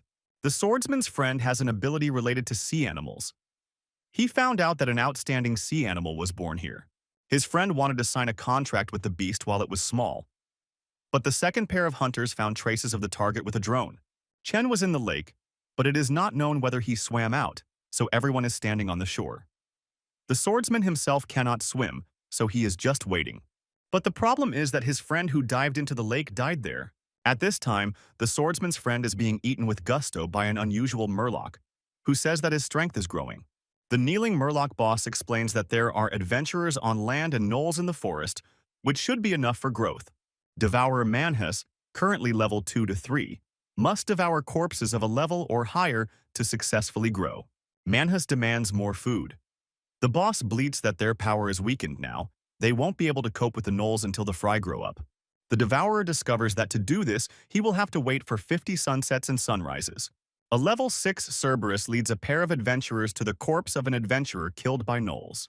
Lance is level 9 with the main job of Demon Warlock and the secondary job of Crime Investigator. He believes the hunter died here. Lily, level 8, with the main profession of Ranger and the secondary one of Beast Tamer, pets the Cerberus and agrees with Lance. Lance is sure that the adventurer deserved such an end to his life, but by his death he cut off everyone else's chance to escape. Lilia is convinced that the nest is in the water, but neither their professions nor their equipment are suitable for diving. And without a mission to complete, everyone is trapped here. Lance realizes that besides the corpse and the two of them, there are 12 more contenders in this dungeon. Perhaps among them there will be someone who can swim to the nest. The swordsman yells that his friend's profession gave him strong fighting skills underwater, but it didn't help him survive. Something is wrong with this dungeon. However, to get out, you need to complete a mission underwater. Elvis suggests returning to the portal, because there are still 7 people who can enter. Among them, there may be those who can help with the mission. A Murloc guard watches the adventurer's conversation from underwater. Sensing the presence of a monster, the Cerberus becomes wary, which also barks at the approaching company of adventurers. Lilia didn't expect to see Elvis the King of Killers here. Lance finds out that the adventurers have failed. In the Adventurers Association canteen, Kuzia screams that an epic item for the head of a level 6 adventurer is unheard of. Chen doesn't think there's anything to be proud of here. For the first time, Kuzia sees that a reward is being offered for an official member of the association. Jack approaches. He found out that there is a special customer here, and Mitya Zhou was an eyewitness to the incident in Tianmen. There is a level 18 dungeon called Tomb of Terror, and the Lich Asralak, who for some unknown reason cannot be eliminated. Among those who tried was the level 18 Sunny Monk, Mitya Zhou. Chen finds out that Mitya's descendants, in addition to the inheritance, also received a lot of privileges. Jack adds that his son died in the dungeon, and Chen saved 2 ordinary citizens instead, depriving him of a chance to get out. And his daughter wants to kill Chen for this. But their boss had already arranged a meeting with the head of that region, an old friend of Mitya's, and his daughter to discuss this issue. After lunch, everything will be known. Lena attends the meeting as an assistant to the City Association manager Zhenya, a level 14 legendary candidate. Along with Anya at the meeting is the level 18 adventurer Huan Mage Killer, who is responsible for the dungeons in the region. Another adventurer has arrived at Chen's apartment, but he can no longer enter the portal because the entry limit has been reached. Everyone gathered near the portal and discussed that Chen was not in the dungeon, and that someone would have to dive to get out. Lance adds that there won't be enough food in the forest for long. Everyone is making noise, because no one brought any supplies with them.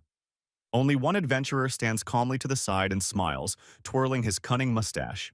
Because the level 8 adventurer Mo with the main profession werewolf is able to take the form of a fishman, a level 6 murloc. Mo is quite pleased that he has no competition for his mission. That means he can simply exit the dungeon when he finds the nest. And maybe even get an epic weapon.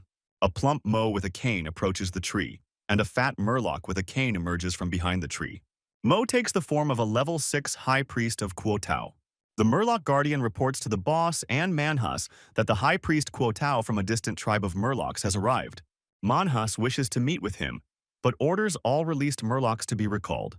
The guards take Mo to an audience with the leader, who wants to know how the priest was able to get past the jackals to arrive at the meeting. Mo finds himself right in the cave he was looking for. The system immediately reports the completion of the mission. Mo is pleased that he didn't have to put in any effort. Suddenly, the system lights up with warnings that the adventurer has encountered a boss that cannot be destroyed. Mo is shocked. It is unclear where the boss of such strength in the 7th level dungeon came from. And the Murloc boss repeats that the master wants to know for what purpose the priest arrived. Mo tries to calm down, because at the moment he can't open the panel and get out. He plans to apologize for the intrusion first. Mo says that he has been to many Murloc tribes, but has never seen a nest built in a place that land creatures cannot reach. The Murloc boss agrees with this opinion. But Manhwa says that his talent is not lying, and there is something wrong with this priest. The monster feels that if it eats the priest, it will increase its level. And since the Devourer's talent does not react to representatives of its own race, then it is not a Murloc in front of them. During the negotiations, Anya is indignant that her brother had a chance to escape, if not for Chen Hai. Zhenya reads out a guide for adventurers about prioritizing vulnerable groups. Zhenya claims that Hai acted within the framework of the management and is not guilty. Anya states that at that time, Hai was not an official adventurer. Here, Huan tells Anya to stop. She falls silent in shock. Huan asks Zhenya's opinion on how far Hai, who has good data and is already legendary, can go. Zhenya explains that Chen started as a solo adventurer a month ago and is already at level 6 and has also killed a dangerous criminal. Zhenya Hai has already surpassed him. Zhenya believes that Kai, from the standpoint of morality and potential, is definitely worthy of becoming a regional leader. It is possible that he will become a legend. Huan is satisfied with the answer. He will ask the person in charge of the black market to remove the ad. Anya screams indignantly. To her indignation, Huan replies that he always supported her and her brother in memory of his deceased friend. But there is a limit to everything. Huan cannot afford to miss such potential for the sake of Anya's personal offense, and is sure that Mitya would have done the same. Kuzma runs into the hall to Chen with good news. The ad has been removed from the black market. The disappearance of the ad less than a day after it was posted is immediately noticed by the trainer and his company. Sam adds that Chen is alive. He wrote that he was already home, which means the ad was simply deleted. The coach understands that the association has signed up for Chen, which he did not expect.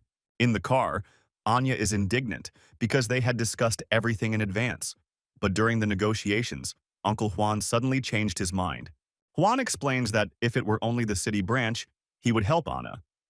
But he is also under pressure from another direction. It turns out that Chen Hai has many more connections than Anya thinks. A battered Mo hangs on the cross and promises to tell everything, if only so that he won't be beaten anymore. The boss tells Manhwa that the interrogation is over. There are 12 adventurers in the forest, equal in strength to the Knoll chieftain. But none of them are capable of underwater combat. These adventurers are trapped and cannot get out through the portal. Due to a war with gnolls in the forest, the people will not have enough food for 50 days. Manhwa finds the situation curious. Lena introduces the city manager of the association, Zhenya. Hai thanks him for solving his problem. Zhenya advises not to leave the association building for at least 2 months, even though the announcement has been removed. He's sure there are plenty of people willing to take the risk of tracking Chen down to privately claim his reward. The guy agrees not to go anywhere. Kuzya is outraged that the person who posted the ad has not been punished. Zhenya explains that Mitya Joe's daughter ordered Chen's hit. It's not easy to punish her, but it will probably work out over time. At the very least, her husband will be fired. All of Mitya's relics have been handed over to Huan for safekeeping, so that from now on all transactions involving them are under his personal control. Chen reports that his apartment has a portal to a level 7 dungeon, which will reset in 50 days. Since he's been here all the time, he won't need it anymore.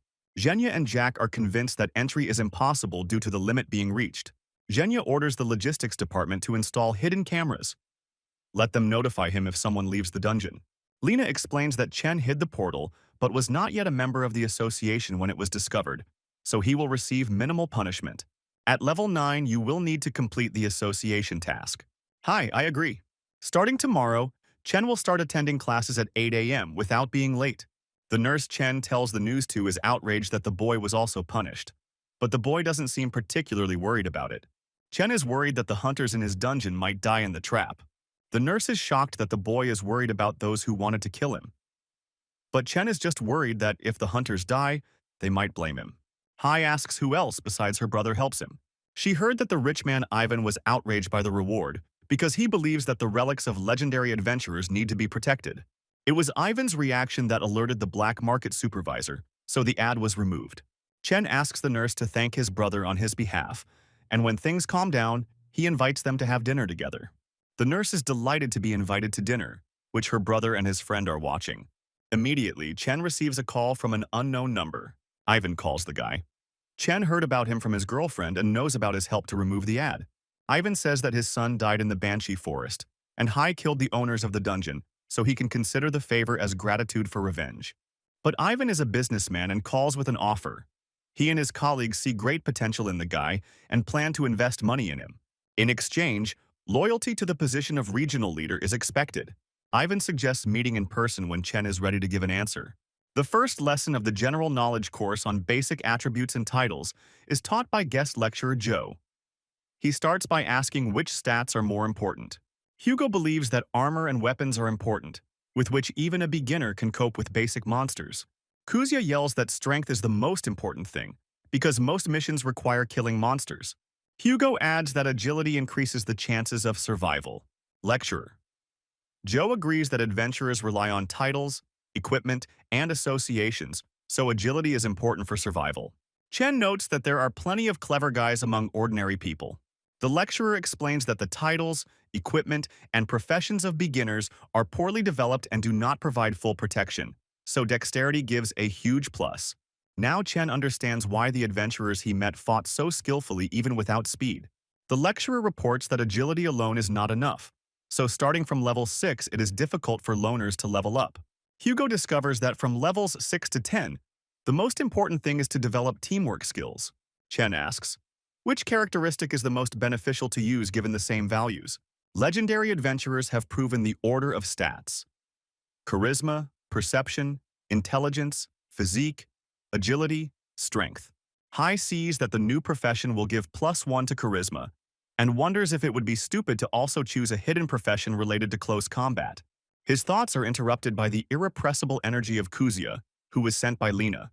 After lunch, classes will be taught by a cool martial arts master who came especially from another city. Martial artist Chan announces that Hugo wins in the 7th round.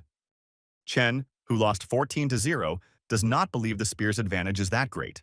Master Chan asks if Hai wants to continue after losing 7 rounds in a row. The guy is eager to continue. Hugo has no particular desire. The master gives 3 minutes to rest, after which the sparring will continue. Kuzia is disappointed that Hai wouldn't have beaten him even without titles. Lena blames the failure on the lack of development of basic skills. Jack agrees that Chen was excellent in the dungeons. Strategically, the guy behaved correctly in all rounds, and after 5 fights he should have started winning. Master Chan declares Hugo the winner of the 8th round. But Hugo is very surprised. The enemy becomes stronger with each attack. One can only guess how high his mental abilities are. Hai believes that it is not a matter of fighting style. He would probably win if he had more strength. Hugo suggests using the title and skills of the profession in the next round. Hugo, although level 3, is a professional spearman. He wants to feel the difference between himself and the new rising star to the fullest extent. Spectators see the fighter's serious attitude. Chen asks Master Chang to step aside so that he doesn't accidentally hit him during the fight. The master assures that there is no need to worry about him. Hai activates the title Survivor and intends not to delay the inevitable. Hugo, with the title Quick Strike, remembers that Chen's title is B class and increases his strength. Such titles are only given under certain conditions. Hugo refuses to attack first. Hugo intended to teach the new star a lesson, but he sees that the guy attacks much faster than before. But the spearman is calm. His technique is even faster. However, in reality, the desired diverges from reality, and in the blink of an eye, Hugo loses. Chen suggests ending the sparring for today. Hugo is distrustful of how big the difference is between them. Master Chan explains that Hugo actually fought well. Even he himself, if he were younger, would not have been able to dodge the attack. It's just that Hugo encountered a rare case of the skill of predicting the next move. There are only 5 masters alive today who have mastered this skill, so there is no need to regret losing. Master Chan is shocked that such a skill was mastered not by a professional, but by a simple guy, an adventurer who had never practiced martial arts. In the dining room, Kuzma admires the sparring. They are joined by Hugo, who initially saw Chen as his rival. But having sensed the boy's potential, Hugo is sure that this town is too small for Chen. Kuzma completely agrees with Hugo. The guy's subsequent meal is accompanied by an active discussion between Hugo and Kuzma about the rising star's career prospects. Chen asks Jack for advice on how to choose the right additional profession. Depending on the rarity, adventurer professions are divided into ordinary and hidden. If the main one is ordinary, then the additional one can be selected on the website. Hidden professions are difficult to obtain. But by the method of elimination, you can eliminate unsuitable options and choose, relying on intuition. But even with an ordinary profession, adventurers become legends. With a hidden profession, if you don't choose an additional one that will interfere, you will reach a high level. There are hidden professions that do not require an additional profession and can lead to achieving the highest level. But such phenomena are rare for hidden professions. Some even belong to the Knights of the Eight Virtues. In Chen's room, he searches the internet, but nothing is found for the search term Deathwalker. But the situation with the Knight's Virtues is better. There are 8 Knight's Virtue signs that allow for a special test. After passing the tests, you can change your profession to a trial one. Signs of spirituality, honor, and honesty received and passed. Signs of mercy, sacrifice, justice, and humility on hands in different countries. The fate of the Badge of Valor is unknown. Everyone writes about the incredible difficulty of the tests. Fortunately, there are no restrictions on the number of attempts. Chen received the Badge of Valor for completing the graveyard. The guy activates the sign, having previously donned the armor and activated the title, Survivor. A gate appears in front of him. Without thinking twice, Hai steps into the mysterious chamber. The guy finds himself in a columned hall, at the end of which, between the candelabra, stands a knight in golden armor with a red plume. The system says this is a Valor level 19 legend with armor activated. The task is to gain Valor recognition within 10 minutes. The countdown begins immediately. Valor is coming. Chen is outraged by the mission description. Does he only have 10 minutes to get a confession, or is the goal to hold out against the knight for 10 minutes? There is no time to think, because Valor is attacking. The system is full of red warnings about the encounter with the legend. All the guy's existing skills are included. The power of a legend is incredible and destructive. Hai decides to test the waters first. Chen lies flat with his injuries treated. The guy lasted less than 3 minutes. He is deep in thought. How can he hold out for the entire 10 minutes? Chen comes up with an unusual idea. The gates swing open, but there is no one on the threshold. The legend of Valor is perplexed. Chen, wearing an invisibility cloak, hides behind a column. But Hai doesn't have time to rejoice that perception is Valor's weakness. Because in his hand the knight lifts an incomprehensible glowing ball, similar to a portable sun. The blinding light negates the effect of the invisibility cloak. Further developments are quite expected. A patched-up Chen laments that the plan didn't work. However, I do not intend to give up trying to complete the task. Hai undertakes sorties to complete the mission, with enviable persistence. However, the result remains the same. Jack reports that the adventurers are still in Chen's dungeon and are unable to complete the task. Mo's disappearance has been discovered. However, neither traces nor bodies can be found. Elia sees that the difficulty of the dungeon increases over time. Once the Murloc warband grows up, most of the humans will likely die. Hai explains that the dungeon quest must be completed in the lake. Lena finds out that the guy knows that if the dungeon is not cleared in time, then the inhabitants of the dungeon will be able to go out into the world. She adds that the monsters will also have to complete tasks to return to their world. And the tasks are the same, only instead of killing monsters, there will be killing people. And time ends next month. Chun Hai is shocked. The assistant informs the trainer about the upcoming coup of the level 7 dungeon with Murlocs and Gnolls. They want to recruit Sam, and as a reward they promise a quota for completing dungeons of the same level. Zhenya reports on the unspoken rules of the coup. The human world will become a prison for Murlocs, but the entry conditions by level will remain unchanged. And Zhenya with his level 14 won't be able to do anything until the Murlocs complete their mission. Otherwise, the difficulty will be equal to the level of the defenders. Besides, other countries have already tried to launch higher-level adventurers in similar situations. But the entrance became larger, and higher-level monsters could come out into the world. Chen wonders why the army isn't brought in to resolve the situation. Zhenya says that over the past 10 years, all countries that have resorted to this option have greatly regretted it later. Hai doesn't understand what there is to regret after clearing out the monsters. The military's intervention will make the post-coup test more difficult, and the actual difficulty will be much higher than stated. If the difficulty of the monsters equals the level of the defenders, then levels 16 to 20 will come and need to be destroyed with nuclear bombs. Military power is not adequate to solve the problem in such a densely populated country. Chen trains hard. Hugo heard that Hai was going to the dungeon next month. Lily and Lance are preparing a meal, looking very appetizing. Elvis says that the Murlocs are not coming ashore, but the boss clearly realized that the people are trapped.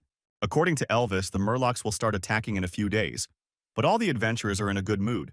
No one is upset about Mo's disappearance. Chen tries to catch his breath after exercising. "I'm being lazy today too," comes up to him and hands him a drink. Hai asks why she is not in class. The girl heard about his problems and decided to go to the dungeon too. Chen almost choked at these words. Former adventurer and level 12 teacher Hannah asks everyone to sign a non-disclosure agreement before the start of the lesson on the rules of entering the game. Kuzma is the first to rush to sign. The document reaches Chen last. He examines the signatures of his colleagues, and he finds out that "Today I'm Lazy Too" is Yulia Su, which sounds like the name of one of the kingdoms in the famous novel Romance of the Three Kingdoms. Apparently, Dad is a fan of the novel. Yulia is not pleased with Chen's awareness. Hannah shows a modded human dungeon level 1 for Murlocs. In it, adventurers will not be able to use titles. Theoretically, as you progress through the mission, the Murloc strength will increase slightly. That is, monsters that have completed the escape mission will willingly take on the cleanup mission for the sake of advantages. Yulia asks the same question as Chen Zhen. Why not suppress the dungeon coup with weapons? Kuzia suggests finding a couple of level 9 to 10 bosses to block the portal and let the monsters kill each other. Defenders lose not only titles but also base bonuses. A level 10 adventurer will be equal in strength to a level 7, but the risk of being blocked will increase. Hugo believes that 5 level 9 adventurers can safely block the portal, since in a level 7 dungeon the boss can only be level 8.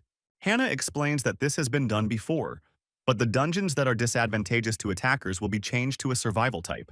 And when the dungeon on the defensive side changes, a portal to a survival dungeon of the same level as Graveyard and Tomb of Fear will open in the world. Their country tries not to do that. Kuzia is shocked. There are only restrictions. He thinks it would be easier to evacuate the residents and kill the monsters one by one. Hannah reports that a quick solution to the dungeon flip problem has been found. You need to capture one of the invading worlds and keep their vital signs until the entry limit is reached. Lance, Lily, and Elvis gather all the adventurers together to discuss safety issues. The number of Murlocs in the lake has increased in the last couple of days, and their boss is a big fan of teamwork. If we don't defend together, the loners will die. Elvis in the neighboring province helped the association deal with the reversal of the 10th level dungeon. In the reversal dungeons, the rules are in favor of the enemy. According to the principle of mirroring, the same rules will apply in this dungeon. This means that adventurers will not be able to use titles and acquired attributes. Chen decides to try fighting without the skill of predicting the enemy's move, the perception of which he increased due to the title. Valor, as always, seemed to be just waiting for his appearance. Without using the title and the skill of predicting the opponent's moves, the fight lasted a full 18 seconds, and Chen comes to the conclusion. It is necessary to choose an additional profession that increases perception. Hai wants Jack to suggest one that would give +2 to perception. He is ready to exchange contribution points for the profession. Lena notes that professions related to intelligence, charm, and perception require a lot of contribution points. Hai checked this out and is willing to share 2 titles that are not in the official guide in exchange for the missing contribution points. Lena immediately calls Jack. Chen needs +2 perception to activate his primary skills. Jack hands over an envelope with a profession that adds even more. Seeker gives +3 to intelligence when searching for objects, improves the ability to detect clues. +3 to perception. Jack will send an official appraiser to determine the value of the titles, Chen. The next day, Zeke, who has a second profession as an appraiser, arrives to determine the value of the titles Fight the Legend and Death Not Life.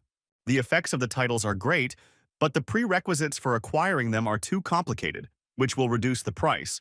but it will be enough for a certificate of change of profession. After a couple of days, Lena asks to test the strength of the blow without using anything. The guy doesn't mind. Kuzya is upset that Chen's base strength is only 13. Hugo is sure that after the dungeon, the guy will have 14 or 15. Jack presents a certificate of transfer to another profession.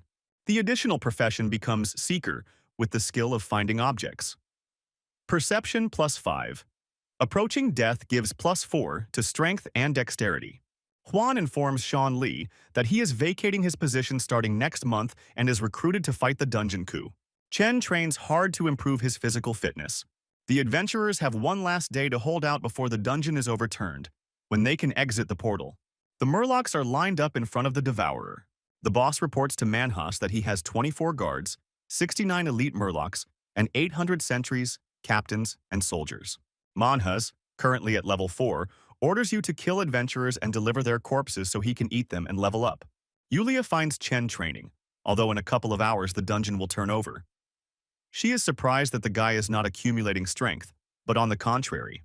Kai has been doing this for the last 2 months, which surprises Yulia even more. Her title insists on the need to leave the city as soon as possible. One of the locked adventurers suggests killing the boss first when the Murlocs come out on land, so that the other monsters don't pose much of a threat. They object to him. Everyone decided to wait for the Murlocs at the portal, because after the coup, only 15 creatures will be able to leave according to the mirror principle. And if the boss leads the squad, then the Murlocs will fight with the people for these 15 places. Until 4 Murlocs enter, one of the people must be in the dungeon. Not all adventurers are confident that Murlocs will appear at all. One of the adventurers, level 8 Shin, has a second profession, supposedly a tarot reader, and he laid out the cards. The Murlocs will come in a few hours. The title advised Yulia to get out of the city 2 hours ago, and if she stays, Chen will drag her into trouble again. Because the risk zone, that is, the line of defense, will not stop the Murlocs. They will spread throughout the city. The association will definitely recruit Yulia to stop the Murlocs, which is why the title calls for her to leave the city to avoid forced conscription. Not counting the adventurers locked in the dungeon, and some of them are quite strong, 15 monsters will be able to go out into the world. Yulia believes that with the help of the invisibility cloak and her title, they can protect lone Murlocs separated from the group. On the cards, 3 adventurers got a tower: destruction, separation, or bad luck. One of them does not agree with the arrangement because Sid himself ended up locked here. But Sid simply misread his card before entering the portal. He got the Fool, which also means the wrong direction. Lance and Lila were dealt the Queen and the World, symbols of success. Lance believes that there may be not hundreds, but thousands of Murlocs, and if their boss is a team type, then he strengthens his squad. Then you need to lure out most of the soldiers before attacking the boss. Therefore, it is important to conduct reconnaissance to identify the OSS. Elvis, who has stealth skills, is called in for reconnaissance. Once the boss type is confirmed, an effective plan can be devised. Hai agrees that Yulia's option will minimize the damage if things go wrong. But it would be better to walk to his house and identify the sources of the threat. The adventurer drew the death card twice in a row. Everyone considers this a chance to die in the dungeon. According to the fortune-telling results, only a couple of people drew the death card. They will need to be protected. Elvis goes ashore to scout out the area. From his vantage point, he sees the Murlocs making their way to the shore. The boss commands from the rear, guarded by elite Murlocs, thus strengthening the squad. Elvis fires a red flare, confirming the boss with the boost technique. The bait group goes to the designated location where they are supposed to attract more monsters so that the others can start acting. Lance reminds those who drew the death cards to wait for their signal that everything was successful. There are 6 hours and 40 minutes left until the dungeon flips. Sid is also in one of the 2 bait groups. He asks to be allowed to climb the tree, as he is basically a magic archer, useless in close combat. No one objects. But Sid has blatantly lied. He is not an archer or a fortune teller, but an imitator, and can copy other professions. Along with hypnosis and the exchanger's abilities, the participants drew bad cards. Sid slowly returns to the portal. The Murlocs find a shell casing from a red flare, an item clearly not from their world. The boss is sure that the red light released by the adventurer told the rest of the people that they were already on the shore. Here the monsters notice 2 green signal flares. The boss sees this as a declaration of war. The Devourer becomes tired of waiting and shows signs of impatience. The subordinate explains that the adventurers need to be found and asks the master to wait a little longer. Manhus agrees to wait a little, but if nothing happens, he will personally go hunting. The decoy group encounters an unexpectedly large number of monsters. Cerberus barks to warn of Elvis's return before people even notice him. Elvis says that the boss is surrounded by many monsters and does not recommend attacking. Murlocs that responded to the bait will obviously return for reinforcements. Duncan suggests splitting up again and distracting the monsters so he can get closer to the boss. If the people hold out for 5 minutes, that will be enough time for him to kill the boss. The adventurers agree to try. Murlocs fight among themselves out of boredom, but then they notice the approach of adventurers, and immediately they light a signal fire. This boss uses the enemy's tactics, but the boss does not send reinforcements to the sentries. He had a case when a large army fought with the main forces, but one warrior approached to kill him. Elvis and Duncan listen to the boss's speech while hiding in the nearby bushes. Devourer Manhus's patience is running out. The subordinate tries in every way to dissuade him. Manhus simply brushes him off. The Devourer is confident that he can deal with any danger. He catches the appetizing aroma emanating from the adventurers, and he yells that all this deliciousness will go to him. Sid is sprawled by the portal, thinking that the 2 idiots from his decoy squad are probably already dead.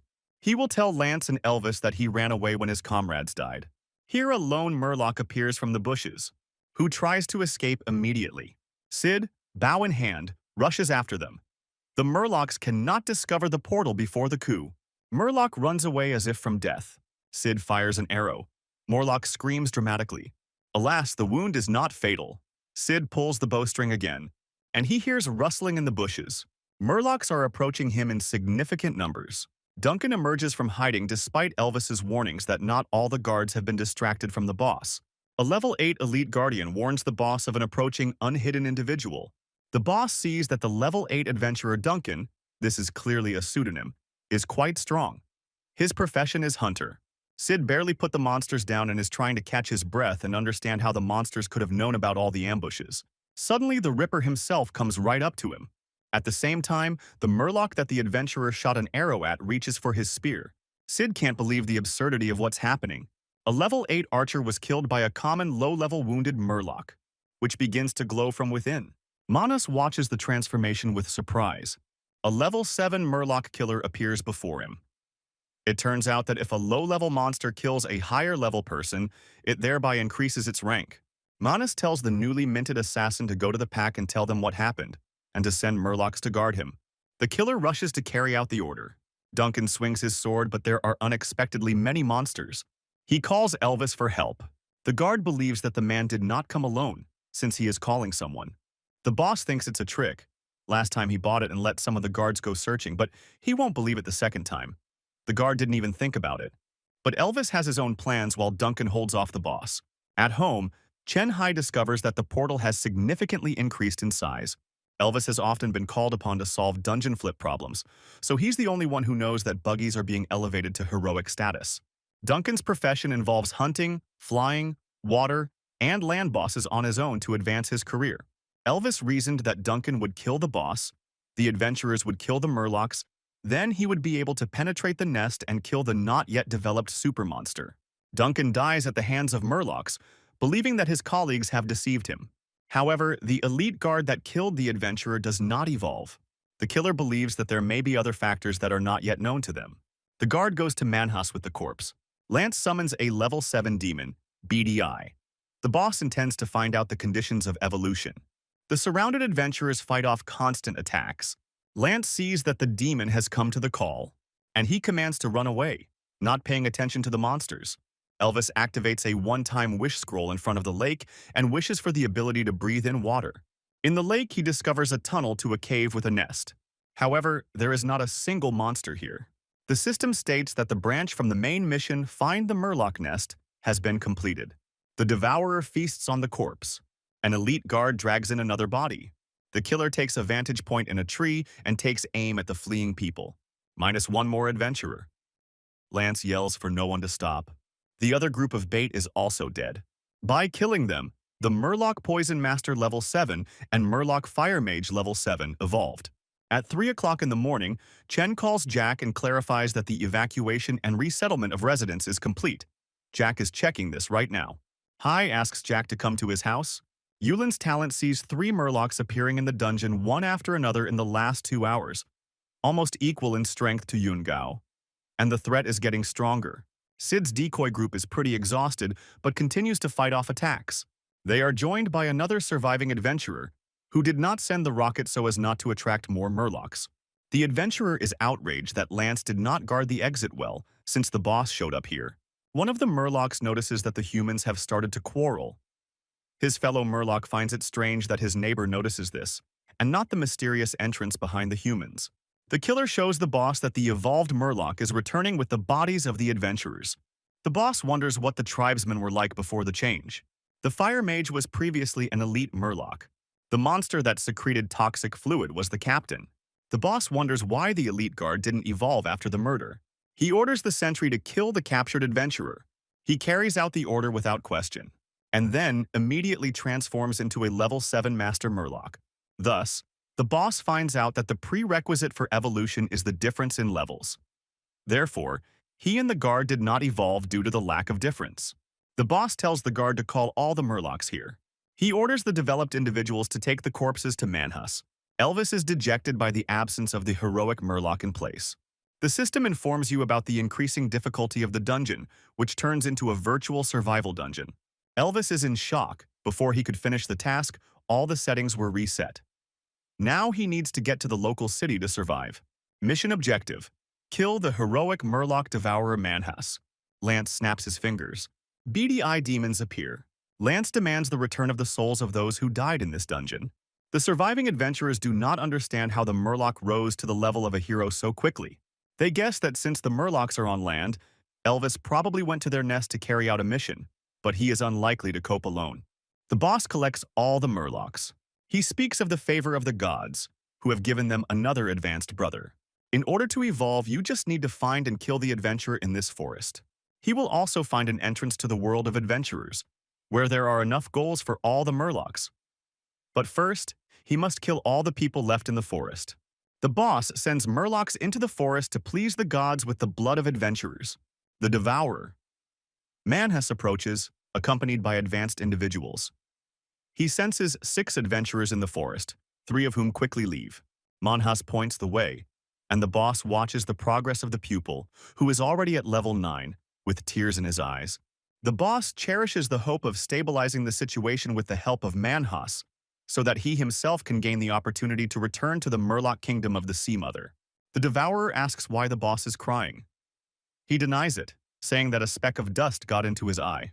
Chen and Yulia share their concerns that more murlocs will become bosses before the dungeon overturns. Apparently, they started getting bonuses for killing a stronger enemy.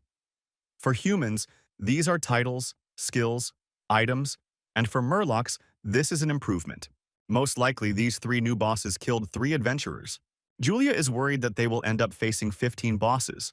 Andy is sure that despite the differences, the adventurers cannot be defeated together. At least they certainly won't all be killed.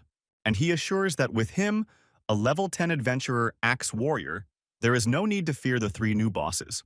Then activates the skill and Andy's muscle strength improves noticeably. Chen doesn't understand why his body doesn't improve as much when using his skills and title. Andy wonders who is stronger, him or the 3 Murloc bosses. Julia confirms that he is stronger. Andy adds that among those who came to help the city cope with the coup, there are adventurers stronger than him. They will be able to kill even 15 bosses one by one. Lance lays out his warlock accessories and remarks that he didn't expect this to end this way. Although they didn't kill Chen, they ended up obtaining the souls of 5 elite adventurers. Considering their achievements in the last dungeon, it should be a good deal. Cerberus warns of an approaching enemy. This is Manhus surrounded by elite guards. The devourer feels that in order to be reborn, he must devour an adventurer of a level no lower than his own. Cerberus reports that the most powerful murloc in the dungeon is approaching them, accompanied by escorts who are only slightly weaker than Lily and Lance. Lance summons a level 14 Deadeye envoy. The demon examines souls, and he finds them quite nice. The envoy is ready to provide the eye of the commander and 4 eyes of the chief. Lance has no plans to expand the draft categories at this time. He wants the messenger to help him kill the murlocs that arrive. The messenger believes that this is possible. Chen receives a call from Sam to see if the boy will participate in suppressing the coup. They will call Chen if his help is needed. They agree to meet after the dungeon is completed. At this moment, the nurse also calls Chen, but the subscriber is busy, which irritates her greatly. Her brother, level 10 adventurer Nile Dragon Knight, silently watches the love affair. After finishing his conversation with Sam, Chen notices a missed call from the nurse. Yulia, walking next to him, observes how much in demand the guy is, whose phone is ringing off the hook at the crack of dawn. The nurse says that she is in the city now because she came with her brother, who arrived to take part in the liquidation of the consequences of the coup. Chen recalls that when they first met at the hospital, the nurse mentioned his brother, a level 10 adventurer. Hai asks to pass the phone to his brother, to whom he tells that it is dangerous in this city, and that he needs to take his sister away from here before the coup. The brother asks to tell more about the situation. The elite guards understand that they must hold out until Manhwa sorts things out. The main thing is to avoid getting caught in the messenger's deadly rays. Lance is glad that Manhwa escaped. The tyrant's envoy is not a creature a level 10 Murloc can touch. The devourer understands that even having transformed, he will not be able to defeat the messenger. It is not clear why people did not call upon such a powerful assistant earlier. Chen and Yulia come to the nurse and her brother in the hotel room. The nurse finds out that Yulia is not the boy's sister but his friend. Neil asks to tell about the dungeon coup.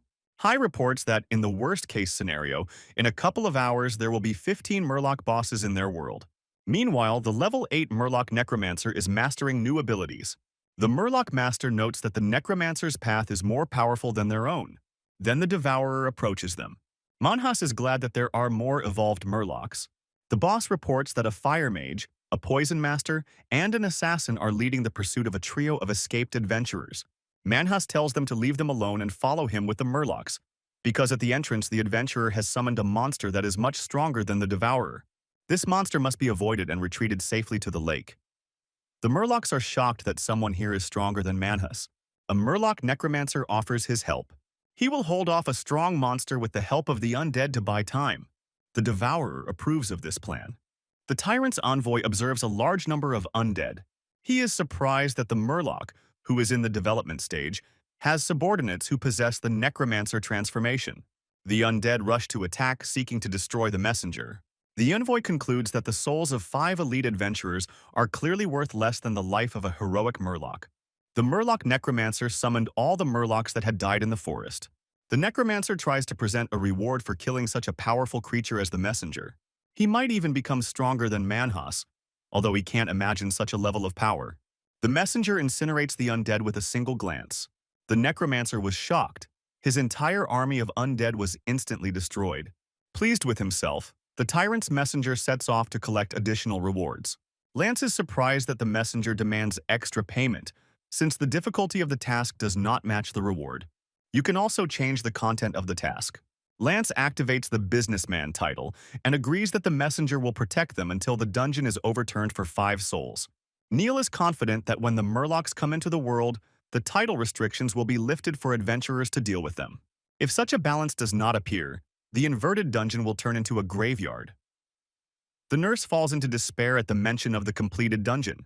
Once the first Murloc completes the escape mission, higher-level adventurers will appear from that side. According to Neil, the dungeon does not pose a threat to the city. A necromancer comes to the boss and the master on the shore. All of his undead are killed by the monster, who immediately leaves. The necromancer believes that the monster was only interested in Manhwa. Here, all 3 Murlocs turn towards the lake at once. Emerging from the water in the cave, the devourer discovers a fire in the nest. Manus asked where another adventurer had run off to, who, it turns out, had come to his nest himself. Leaving the hotel, Yulia notices that perhaps she is worrying in vain. Chen shares her concern. If this dungeon becomes like the graveyard, even its first stage will be a nightmare for the city's adventurers. Lena reports that the coup will take place in 10 minutes. Less than 15 Murlocs are expected. Many adventurers have arrived to defend the city. Eugene Ranger, level 8. Anna Priest, level 8, who is looking around for Sam, who should also be here. Sean Lee, Shadow Mage, level 9. Once the Murloc is caught, everyone will be informed. The first live Murloc will be paid as a boss. The system reports that 5 out of 15 adventurers survived. Lance thanks the messenger. The demon says goodbye and disappears. Lance and Lily emerge from the portal, where they are met by their 3 surviving colleagues. They are quite surprised that Elvis is dead. Everyone believed that even if he was caught by the heroic Murloc, Elvis could escape and run through the forest. Level 10. Manhwa rejoices as he feels the power coursing through his veins. He is looking forward to further development. Lilia wonders why the adventurers are blocking the exit. The returnees discovered that, contrary to Elvis's warning, they could use the titles. They waited for him to explain. No one expected Elvis to die in the dungeon. The 5 survivors go outside, where Lena immediately meets them, clarifying that they are the only ones who survived. Lance is not eager to follow Lena, but she explains that the association is temporarily hiring them to resolve the coup incident, since it is necessary to clarify the composition of the dungeon bosses and monsters. First, a simple murloc emerges from the portal into Chen's room. Those who remain see that there was an inscription 10. After entering it became 9. Clearly the number of those who can enter. The fire mage wonders if they will face the same challenges as the adventurers in their world. Manus is sure that as long as people can summon that monster, they won't be cautious. Lena discovers that it is now a level 9 survival dungeon led by a heroic murloc whose type changes after transformations. Zhenya is shocked by the information she received. He believes that the dungeon revolution will get out of control. Jack reassures the boss that the title restrictions need to be lifted and they have adventurers who can take on the heroic murloc. Murlocs pass through the portal. The boss reports that the entire squad has passed. Suddenly, a system window appears in front of the monsters, where the task is given. They will be able to return after meeting the sunrise or sunset, or after killing an adventurer whose level is not lower than 2 from their level. Further evolution is possible after killing an adventurer whose level is 3 higher than theirs. Chen dons his armor and summons his goblin, which has changed and improved a lot, having leveled up to level 7 since the last meeting. The system reports that after the Murloc breeding season coup, a level 9 survival dungeon, Steel Forest, has been formed, and restrictions have been lifted. The trainer calls Sam and tells him that a heroic Murloc has appeared. He asks him to kill 2 Murlocs, but not to mess with the heroic one and to be careful. Sam understood everything. The fire mage deals with the map. The red dot is a person whose level differs by no more than 2, and the black dot is 3 levels higher, but there are only 2 of them. The necromancer screams that there are no black dots on his map at all. The master explains that this is because the necromancer is 1 level higher than them. There are no black dots on Manhua's map. He suggests killing all the adventurers to attract higher-level people. The boss tells you to get rid of the red dots on the map first, and then the black ones. The assassin is not strong in close combat and intends to kill with his hidden arrows. Drones announce that 7 Murlocs are going outside. There is no heroic level among them. The drone explodes, pierced by the assassin's arrow. The surviving drone broadcasts that the Murlocs have mastered stealth skills and have a magic bow with hidden arrows. Manus is irritated by noisy human things. The necromancer believes that since this is the enemy's base, all that remains is to simply accept it. Lance and Lily tell Sean Lee that in addition to the heroic purple Murloc, there is also a leader-level necromancer, and a solo player has no chance against them. A fire mage Murloc appears next to them. Sean dons a rare item from the Shadowlands, the Knight's Gauntlets, which allow him to borrow the power of a shadow cow in battle. Adventurers consider themselves lucky. The magician laments that he ran into a man who summoned a monster. It throws a column of flame upward, which signals Manhas that the summoner has been detected. The devourer jumps out into the street. The drone notifies the direction of movement of Manhas, who hurries towards the signal. Cerberus charges. The magician meets him with fire. Beady eye demons surround the mage from above. They shoot their beams, but the magician puts up his own defense, which very effectively reflects demonic rays. Lily uses a rare item, a magic whip that makes her enemies freeze in place. Lance calls upon the tyrant of the dark dungeon to borrow his power and activates telekinesis. Lily yells at Sean to act while the Murloc is immobilized.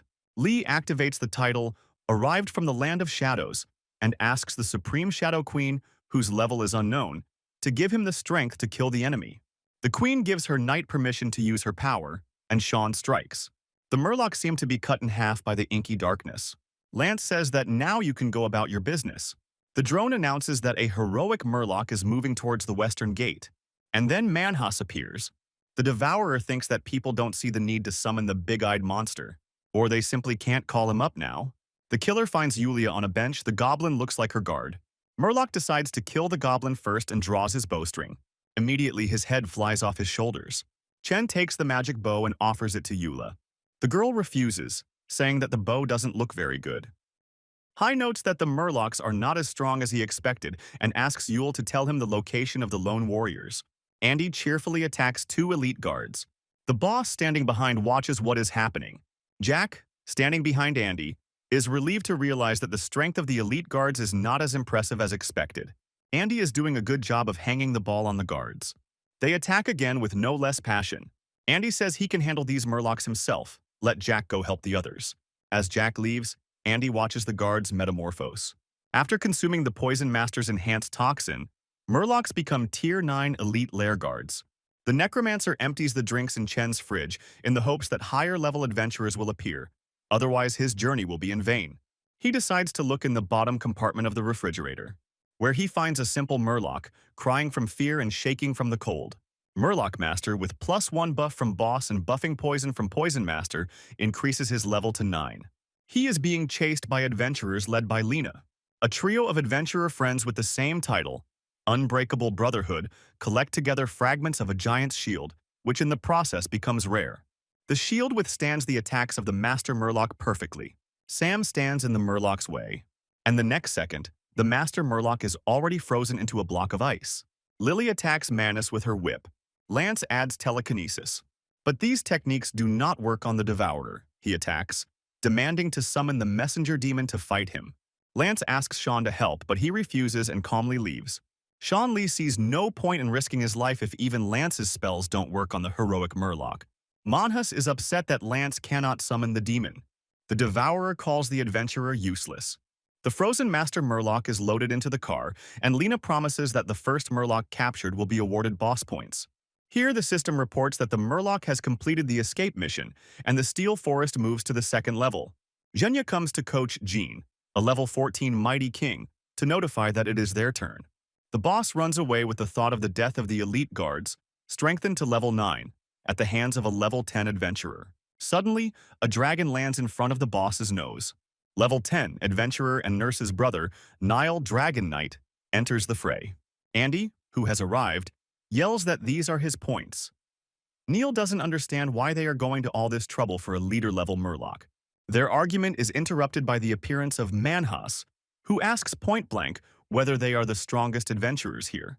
Moreover, the Devourer drags Lance's head with him. Anna's protection neutralizes the effects of the Murloc Poison Master's toxins. Suddenly, the Murlocs feel their buff decrease, meaning the boss is dead. The Necromancer gives the undead guards a smoke bomb and sends them after the rest of the Murlocs. The Poison Master takes his own enhancing toxin and rushes to Anna, but he is held back by the adventurer's shield. Suddenly, a blinding fire from the sky falls upon the Murloc. The fire was directed by a celestial being, a 10th-level servant of the god Brahma. Anna watches as the angel disappears into thin air. Jack wonders if he's late. Anna assures that he appeared at just the right moment. Then, a smoke bomb flies at the feet of the adventurer with a shield. The undead guard explains to the Poison Master that the boss and the fire mage are dead. He was sent by the Necromancer. The Master of Poisons tells the undead to leave him alone. He doesn't want to develop any further and will simply kill any adventurer who meets the requirements of the task. The Necromancer casts a spell over the delivered body of the boss, transforming the undead. The boss gets up and is surprised to find that he has become undead. The second guard returns with the body of the fire mage. The Guardian reports. The Murloc Master has been captured by adventurers, and the Poison Master is wounded. He no longer wants to evolve, but wants to return home. Level 8 Ranger. Eugene reports that a leader-level Murloc has escaped. Jack calls Kuzma, who acts as a drone operator, and orders him to find the fugitive. Murloc runs north. Jack asks to warn nearby adventurers about the interception of the fugitive. The fugitive is pleased to find that the adventurers are not pursuing him. Now he understands the division into lower, middle, and higher races. As a lower race, Murlocs can only get a profession by evolving. The Master of Poisons learned the hard way that adventurers are weaker when they are alone. But when there are many of them, the situation becomes more complicated. And while the adventurers are focused on Manhwa, we must hurry to leave this human world. Hugo calls Sean Lee to report that there is a leader-level Murloc that has escaped 100 meters away. Lee counters that he has already killed one of the same level, and according to the rules of dungeon defense, he cannot be forced to kill a second one. Hugo knows the rules, but the Murloc is already 20 meters away from Sean, namely, behind him. Sean is extremely annoyed by this turn of events, and the Murloc does not intend to lose. Minus attacks Andy. Neil asks him to move away. The dragon attacks, but the Devourer manages to jump aside. The system recommends that Manhus find higher-level adventurers who have not completed the escape mission.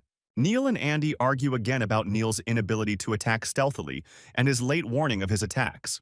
Manhus watches as two black spots quickly approach. Neil and Andy look at the Murloc in surprise. Before their eyes, the heroic Murloc, enveloped in the light of evolution, improves. His body undergoes significant metamorphoses, and soon the adventurers will be faced with the updated Manhas Devourer, level 13. Chen asks the driver to drive faster. Yulia wonders where the two Unroses came from if there shouldn't have been many Murlocs left, and how their leader suddenly became so strong. From the girl's expression, Chen understands that the situation at the front is clearly tense. Dealing with the Murloc took a lot of time and even more effort, but the promised reinforcements still haven't arrived. In addition, Sean suffered from poison. The Poison Master didn't expect that the adventurer was almost equal to him in strength. He was close to losing. Sean Lee doesn't understand why the Murloc isn't dead yet. Murloc opens the map and sees that the black dots are almost next to him. A sudden blow from Coach Jean ends the monster's life right before Sean Lee's eyes. Standing over the corpse, Jean asks Zhenya how the points for killing a leader-level Murloc are calculated. He promises to settle the score according to the standards of the dungeon, which will soon get out of control. Looking at the evolved Manchus, Neil and Andy realize that Yulia's fears were not in vain. Andy reflects on how unlucky he is.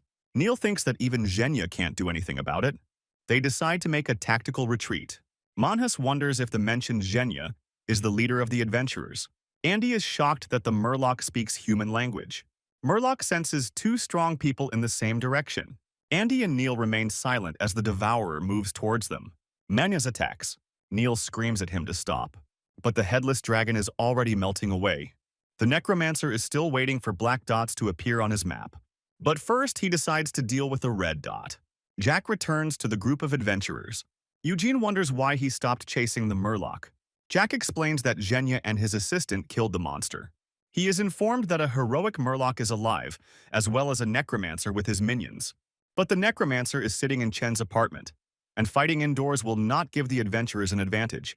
An undead guard sits on the balcony railing of a nearby building and watches over the adventurers. The Necromancer watches the gathering of people through his eyes, lamenting that he has few fighters here. Chen, with the title Super Undead Killer, fires a hidden arrow at the guard, which hits the target right on target, piercing the guard through and through.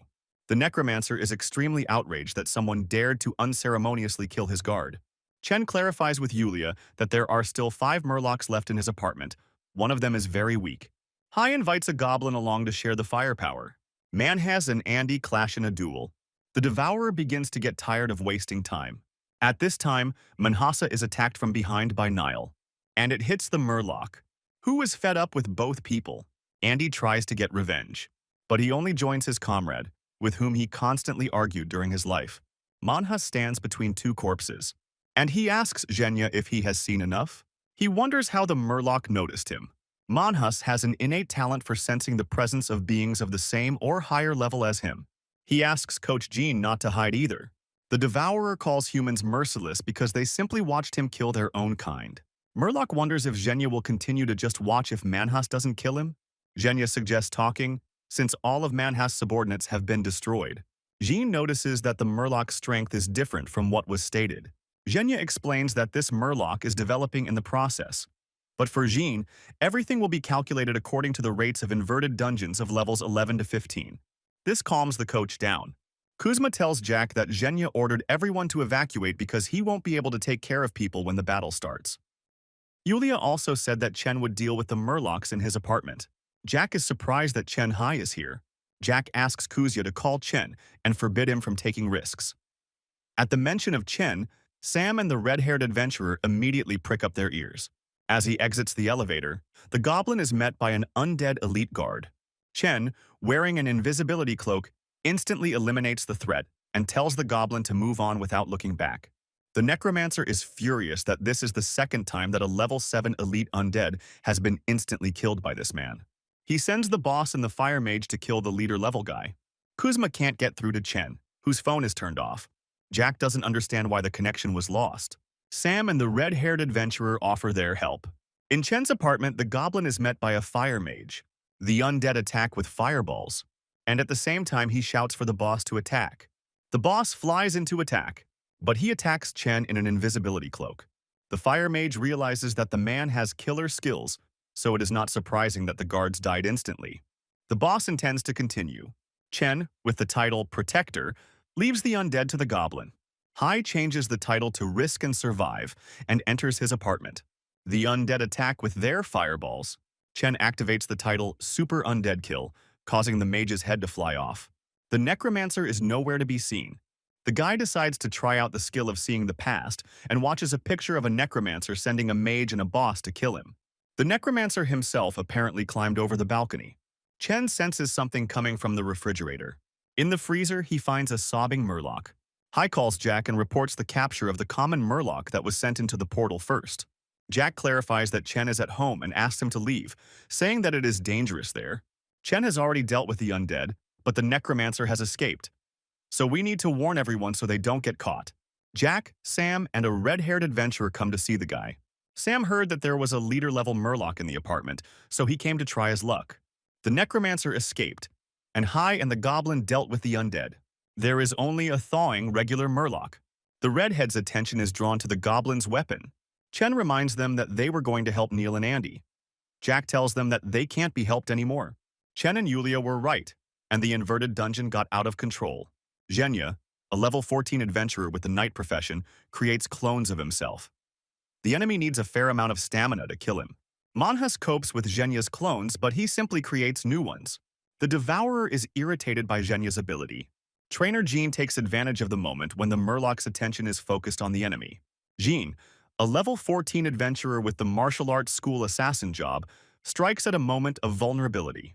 The trainer is surprised that the murloc is so resilient and did not die from his blow.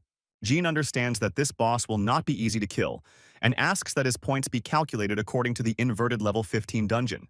Zhenya agrees. Jean asks him to continue the clone attacks, and he will take his measures at the right moment. Manhwa is confident that two scumbags who are inferior to him in strength will not be able to defeat him. The Devourer makes an impulsive decision to choose a profession with a ranged attack for himself. The system offers a choice between an elemental fire mage, a Qigong martial arts master, and a magical archer. Manhwa chooses Qigong martial arts master. Lena lets the adventurers go and asks them to call if they need help. Kuzya calls her with the message that the necromancer's murloc was driven away by Chen. He was left without the undead, which means he is more vulnerable. A battered Sean Lee is glad to be alive. According to the necromancer's map, it is Sean who turns out to be the red dot that the murloc is heading towards. In his final moments, Sean's whole life flashes before his eyes.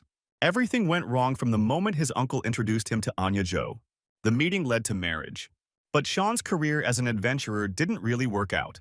Anya never missed an opportunity to reproach that all of Sean's merits were only due to her family's kinship. Sean believes that life could have turned out differently if he had not married Anya. The Master of Poisons clarifies that a necromancer cannot subjugate a person. A group of adventurers runs towards the necromancer. But the murloc doesn't care, since he has completed his escape mission. So he simply returns to his world in front of Lena, who is running up to him. Kuzya calls Jack with the news of Sean Lee's death, and also with the news that the murloc necromancer has returned to his dungeon. Zhenya is forced to admit that Manhwa is becoming stronger. He relishes his new profession as a master. Murloc understands that professional bonuses give a lot. He will be happy to try out the amphibious technique and blast wave on the trainer. However, instead of the coach, it is Zhenya's clone who takes the blow. Jean declares that he now owes his life to Zhenya. The Devourer is surprised that the clone is able to change places with other people. Manhwa wonders if he attacks his opponents at the same time. Will they have time to hide? And the murloc activates double attack. Zhenya realizes that he won't be able to dodge such a speed of attack. But the trainer's hand snatches him away. Jean states that the monster's strength is beyond legendary, and they cannot handle it themselves. And Manhwa will try out new abilities. The size of the blast ball is impressive, as does the explosion that immediately follows. The goblin thinks there is an earthquake. Kuzya shouts to evacuate the civilians. Zhenya and his assistant were defeated, and the murloc didn't receive a scratch. Until Juan arrives, we'll have to retreat. Manhwa is also dealing with the drone. A battered Zhenya admits that the murloc is strong, but he warns the monster not to dare harm civilians, otherwise revenge will be inevitable. The Devourer laughs that his comrades left Zhenya to die, and he threatens to take revenge. Manhwa will eat a person and become stronger.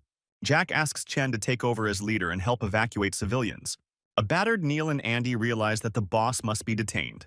Andy asks Neil to save himself and run away, and he will try to buy time. Andy is an official adventurer, so he won't run away like a coward. Jack believes that the fate of the city now depends on Chen. He realizes that the hidden profession helps Chen challenge dungeons and sees the boy's powerful weapon.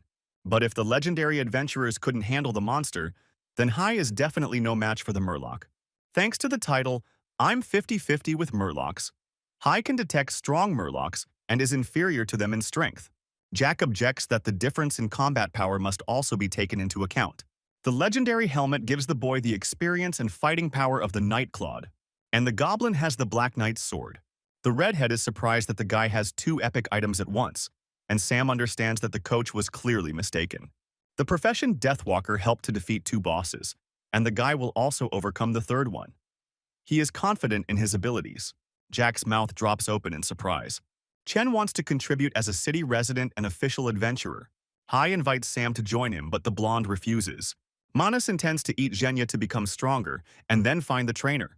The Devourer raises his sword for the final blow, but at that moment Andy calls out to him. Manhus claims that he showed mercy and did not finish off the man, but he decided to return to die. The Devourer will allow the person to accept his death. Andy's weapon can't withstand the Murloc's onslaught, but the fatal blow is taken by Zhenya's clone. At the last moment, Zhenya managed to teleport Andy and substitute a clone in his place. Andy asks Zhenya for a spare weapon because his axe is broken. Manhus declares that he will fight to the end. At this moment, the Murloc senses a strong enemy. Chen appears and asks permission to join the company. Zhenya is shocked. Andy yells that the guy is only level 6. Manhus feels that this man is strong. The redhead wonders why Sam refused to join Chen, whose hidden profession and equipment give him a chance to win. Sam, in turn, asks why she, the strike team's engineering witch, didn't go with Chen. But she doesn't get an answer. Coach Jean comes out to them and asks why they didn't leave after killing 2 Murlocs as he ordered. Jean tells us to follow him. The city is no longer safe. Everything here is out of control. Manhus has a high level of perception, which immediately allowed him to understand that this person was almost equal to him in strength. But at the same time, the Murloc realizes that absorption will not increase his level, which means the warrior has not reached level 13. But among all the people the Devourer has encountered, this one is clearly special. Murloc asks what level the opponent is. The guy calmly says that he is level 6. Manhus immediately explodes, saying that he is being taken for a fool. That level cannot compete with him.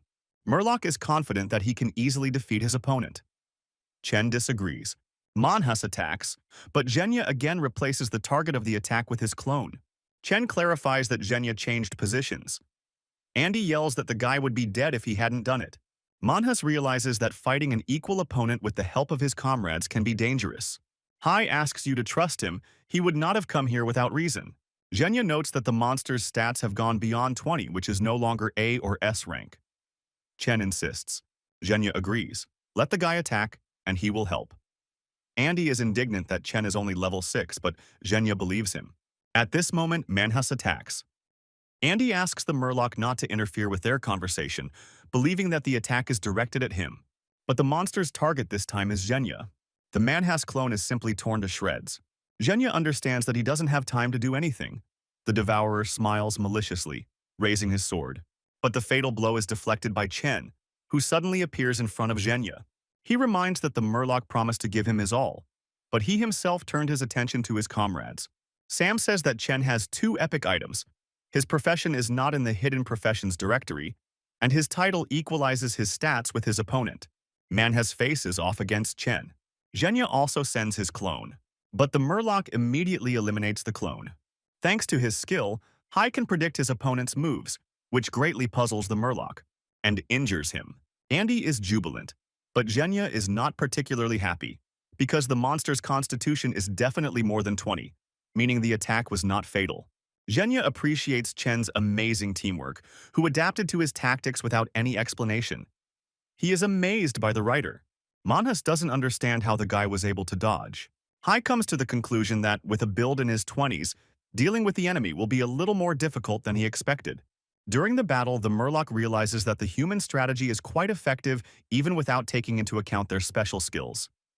The opponents pose a threat. Manhus originally planned to kill these two level 14 adventurers to level up and fight the legend.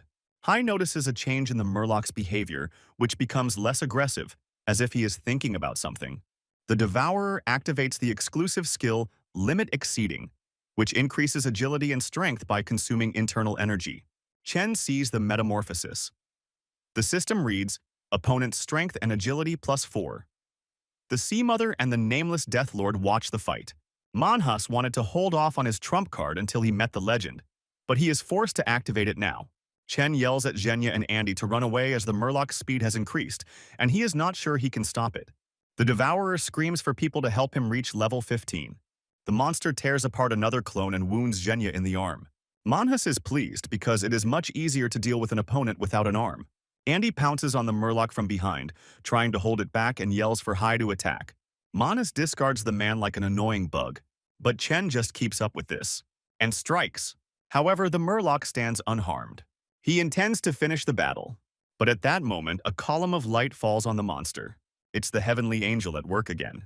The Devourer is outraged that people also called the summoner for help. He tries to sense it, but discovers not only the summoner with the green assistant, but also the returned trainer.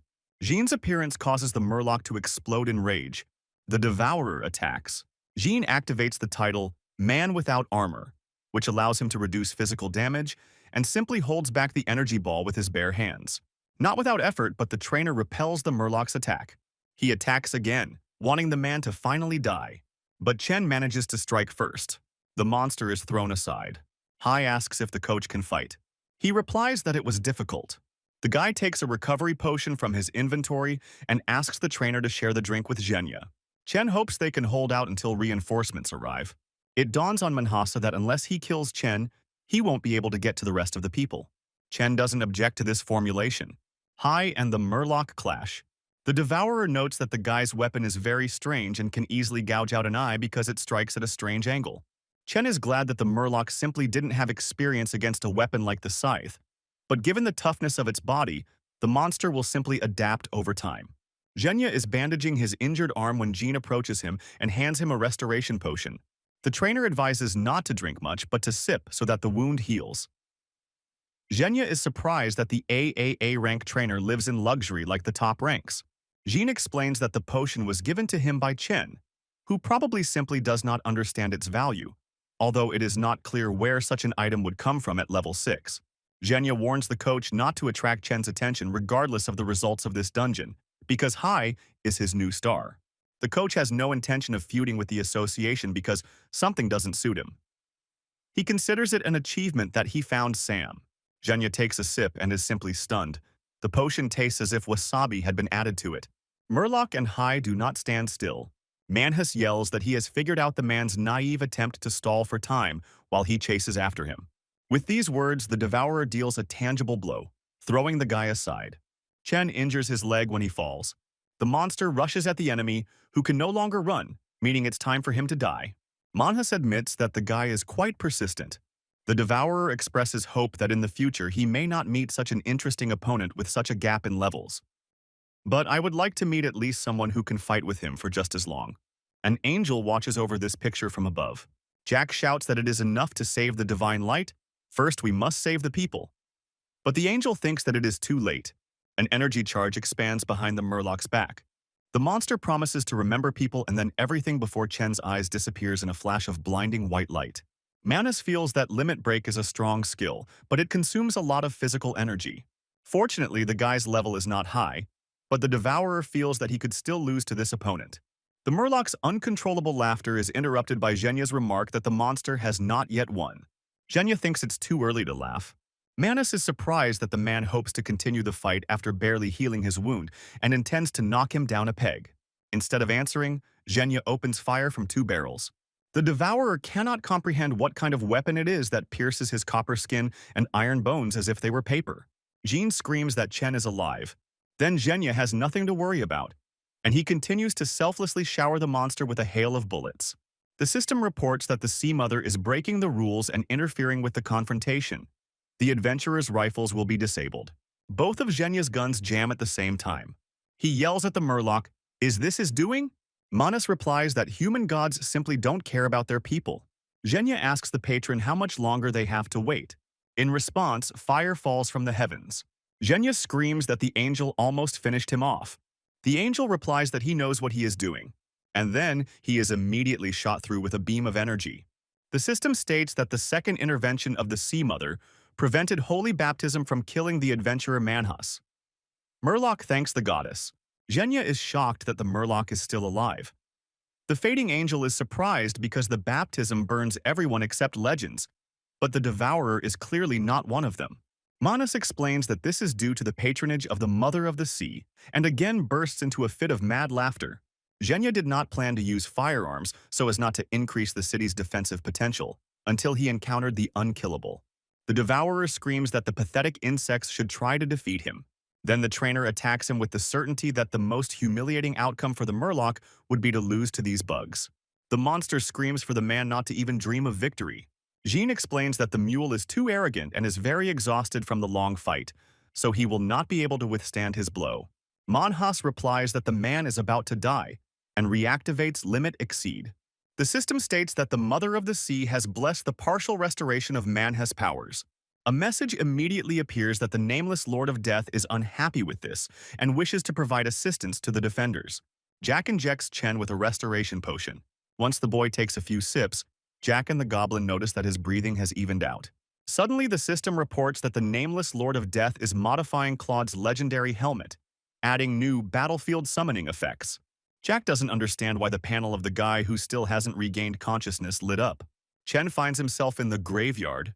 Claude wonders why he doesn't use the title Valiant Knight to beat the amphibian's trump cards. Hai notes that it is not Claude, who should not know about the fight with the mermaid monster, and asks who it is and where they are. The creature in front of him explains that he is not Night Claude, but an image created by the activation of the legendary helmet of Night Claude. They are on the training grounds for the new helmet effect Battlefield Summoning. Chen's fight with the Murloc attracted the attention of two deities, one of which had already interfered with the dungeon's affairs 3 times, angering the second deity. The guy explains that he didn't use fake death because he didn't know if the Murloc would be fooled, although it would have given him a chance to kill him in one hit.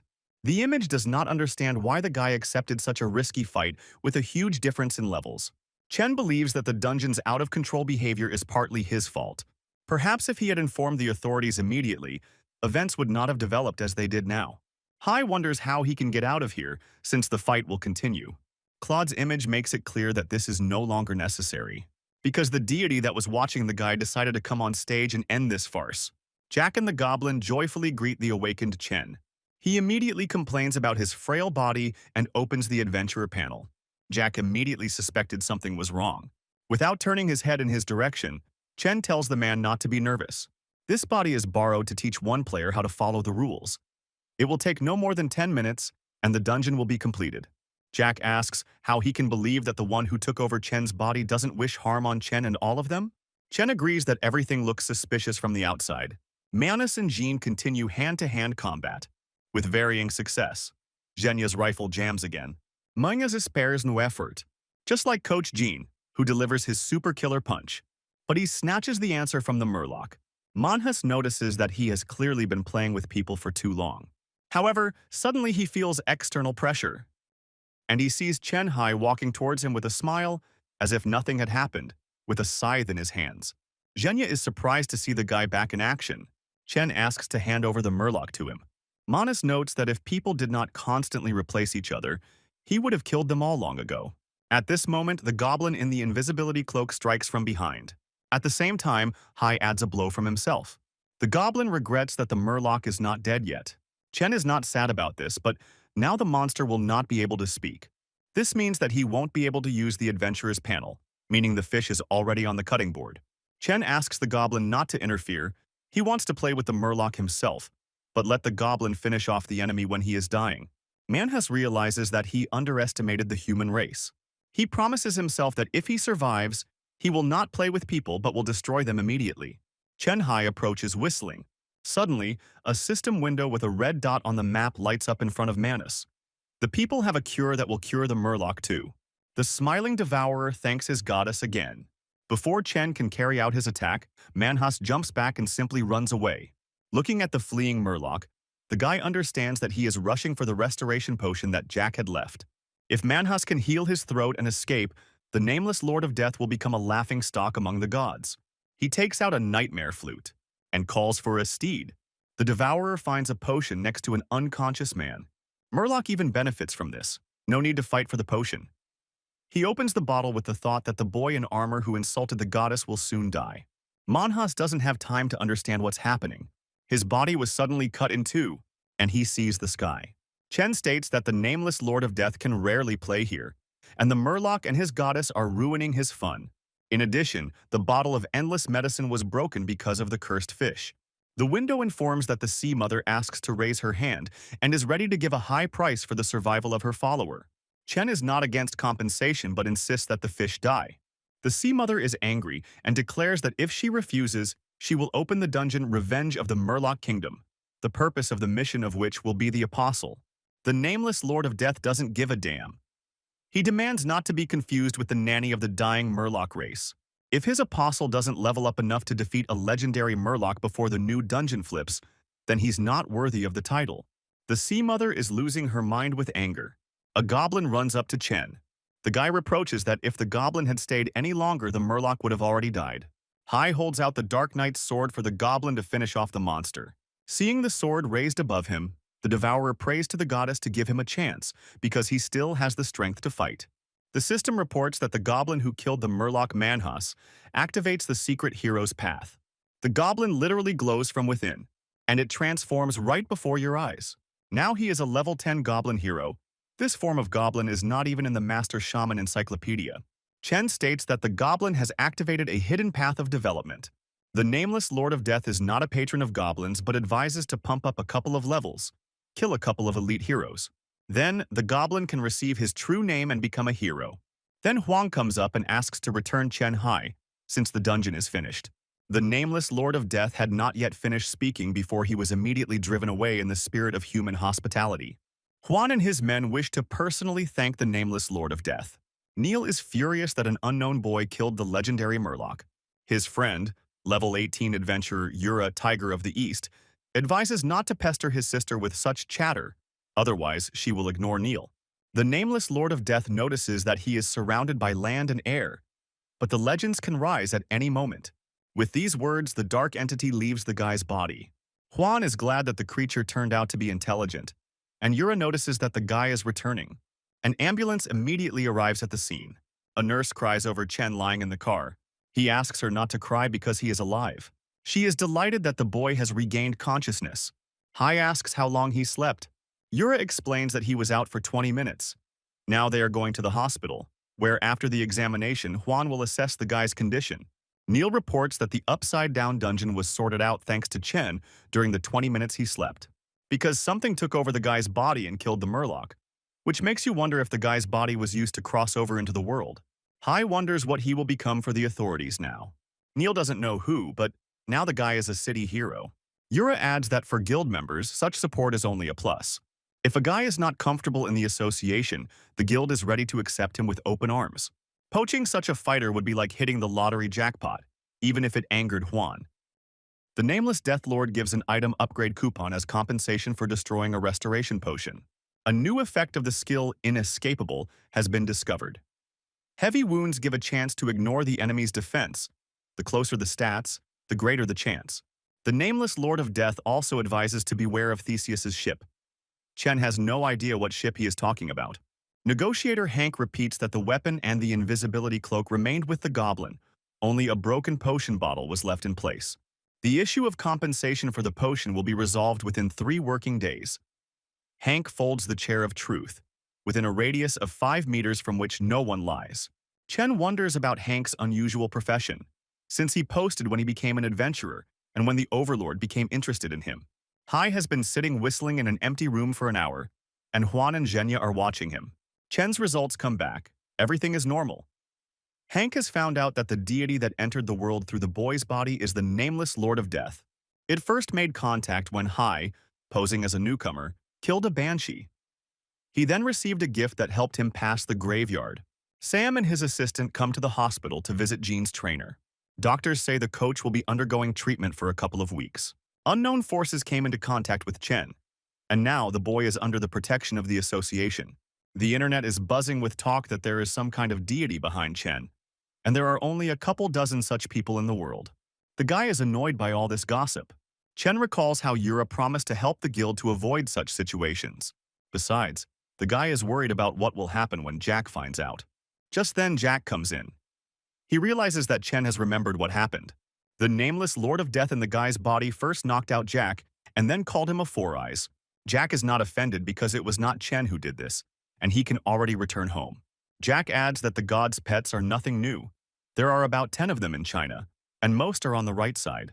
As long as the deity behind Chen does not cause chaos in society or pose a danger to people, the association has no complaints. The guy likes the goblin's new appearance much more than the previous one. Chen asks to tell what happened when he lost control of his body. The goblin accompanies his story with colorful gestures. Hai realizes that the overlord allowed the goblin to finish off the murloc, and after the kill the goblin was transformed. Chen will now call the goblin Hero. He holds out a sword and an invisibility cloak. The guy tells me to keep the sword for leveling up and takes the cloak. Hai understands that now he can stop worrying about the goblin. He clearly won't disappear. The system states that the epic helmet will become legendary after all abilities are unlocked. In battle, Chen gains Claude's knowledge and experience. But summon and patronage are both not available yet. The guy puts on a helmet and moves into the training space. An image of Claude immediately appears and Chen asks him how to unlock patronage and summoning. Claude explains that the guy has already experienced patronage himself. Chen is outraged that this is about the spiritualism he experienced. Claude takes out his spear and immediately attacks. To unlock summoning, you must defeat him, the undead legend, after which Valor, who is stronger than Claude, must be defeated. Chen is delighted with the prospect. The phone rings and he is invited to a meeting at the hotel. Mr. Wang greets Chen happily. There's also a red-haired adventurer here who helped with the inverted dungeon. The rest of those present are all magnates, but Chen is only familiar with Mr. Wang and the rich man Ivan. Ivan calls him a rising star of the province and congratulates him on his success. Kai denies it, saying he was just lucky. Ivan clarifies that Chen understands that in the dungeon, good guides are the guarantee of safety. Next year, Huan will leave his post and go into the level 18 dungeon Tomb of Fear, which appeared for the first time in several years. Everyone present is extremely concerned about this prospect. Chen is surprised because the Lich from the Tomb of Fear was defeated by Mitya Zhou's team. Level 9. Adventurer Haley, an engineering witch, explains that Mitya and Khan risked their lives back then, but only sealed the Lich somewhere in this world. The story known to the boy was made public through the media in order not to cause panic among the population. Hai doesn't understand that since the boss is sealed, the value of completing the tomb drops. Why would Huang leave his post for such a dungeon? Haley explains that it's a level 18 dungeon with increased difficulty. But Huan lost many friends there and wants to defeat the boss more than anyone. Over time, the racial weaknesses and characteristics of the Lich Arthur Rylak, the tomb boss, were revealed, and the legendary adventurers could kill him, but Huang will not be able to watch it. Chen is only level 6 and is unlikely to be of any help. Those present are confident that, given the potential and growth rate, only Hai is a suitable candidate for the position of leader. The magnates are ready to provide him with all-round support and are confident that a year will be enough. The guy wants to know the reason why the tycoons are willing to pay such a high price. Even explains that there is no particular reason to invest in Chen specifically.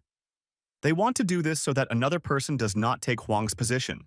Before Chen's arrival, there was only one star of national importance here, and only one incident prevented Huang from naming him as his successor. That man is an official adventurer, but he has a terrible character, and on his way he has stepped over many people whom he views only as a resource.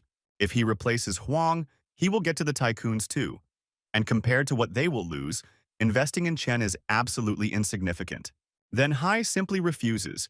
He does not want to harm an elder with power and a nasty character, so as not to make things worse for himself. Haley believes that the guy has already provoked this man. Before Chen, he considered the region as a personal storehouse of resources, but with the arrival of the guy, he was forced to lose part of the reserves that he considered personal. Hai understands that such a person will clearly view him as a threat to his position. Level 12 adventurer, China's national star Shengtan Firebird, says on the phone that when he returns, he needs to solve a small problem. One sucker has received divine favor, so we need to find an excuse to cripple him. On the Korean side, Shen is met by Matt and the star of Korea, Level 10 Adventurer Chuck Tyrant Fist. They think Tan looks like a pop star who is going to a concert. Matt Level 10 Fiery Explosion, a Korean star, asks his friend to keep his voice down because he heard about his bad temper and doesn't want them to get hurt by accident. Sheen believes that Koreans speak quietly on purpose so that he wouldn't hear anything, even though the airport is noisy. But now he is held back by the desire to get into the legendary class and get the post of Hwan. Otherwise, he would certainly teach a couple of Koreans a lesson. Adventurers say hello. Tan is ready to begin running high-level expert dungeons. Hai comes to the gym to ask Sam about Sheng Tang. Sam realizes that he learned about this Hai guy from the Magnate Alliance. He believes that they said that Tan has a much worse character than rumors say. The title, Abandoned to Fate, is associated with Shan, and if Sam had not joined Wales, he would have either died in the dungeon or been banished from here by Tan. However, Sam sees no reason to worry, as the level difference between Chen and Tan is too great. The blonde suggests going to the level 10 dungeon Mountain Giant together. Hai tells Zhenya about his desire to improve his dungeon completion rates. It seems to him that physical exercise does not give the desired effect. Zhenya doesn't mind. There's a medium 10th level dungeon, the capture of which is in a couple of days. He'll include the guy in the group. Zhenya reminds me to go to Jack for compensation for the broken restoration potion. Jack explains that the infinite vial was very rare, but the guy can choose the compensation himself. Offered is a one-time use sorcerer card, which can be used to escape the dungeon upon completion of the quest, and a coupon for upgrading a rare item. Hai chooses the card because with it you can escape even from a boss you can't defeat. It's just a pity that the thing is disposable. Chen exchanges points for a magic ring, Starfall, with a 72-hour cooldown and a search staff that does not always work with a 50% probability. The staff will be useful for completing search tasks, and although the ring works once every 3 days, it has a ranged damage spell, which the guy doesn't have in his skills. Hai calls Ivan and says that he wants to think about it for another month until he gets to level 8 and increases his dungeon stats. Ivan notes that Sheng Tang will return from his trip in a month. The interlocutors agree to call each other. A level 5 adventurer from Sweden, Thief Carl Schneider, doesn't understand why the boss of the graveyard keeps attacking him.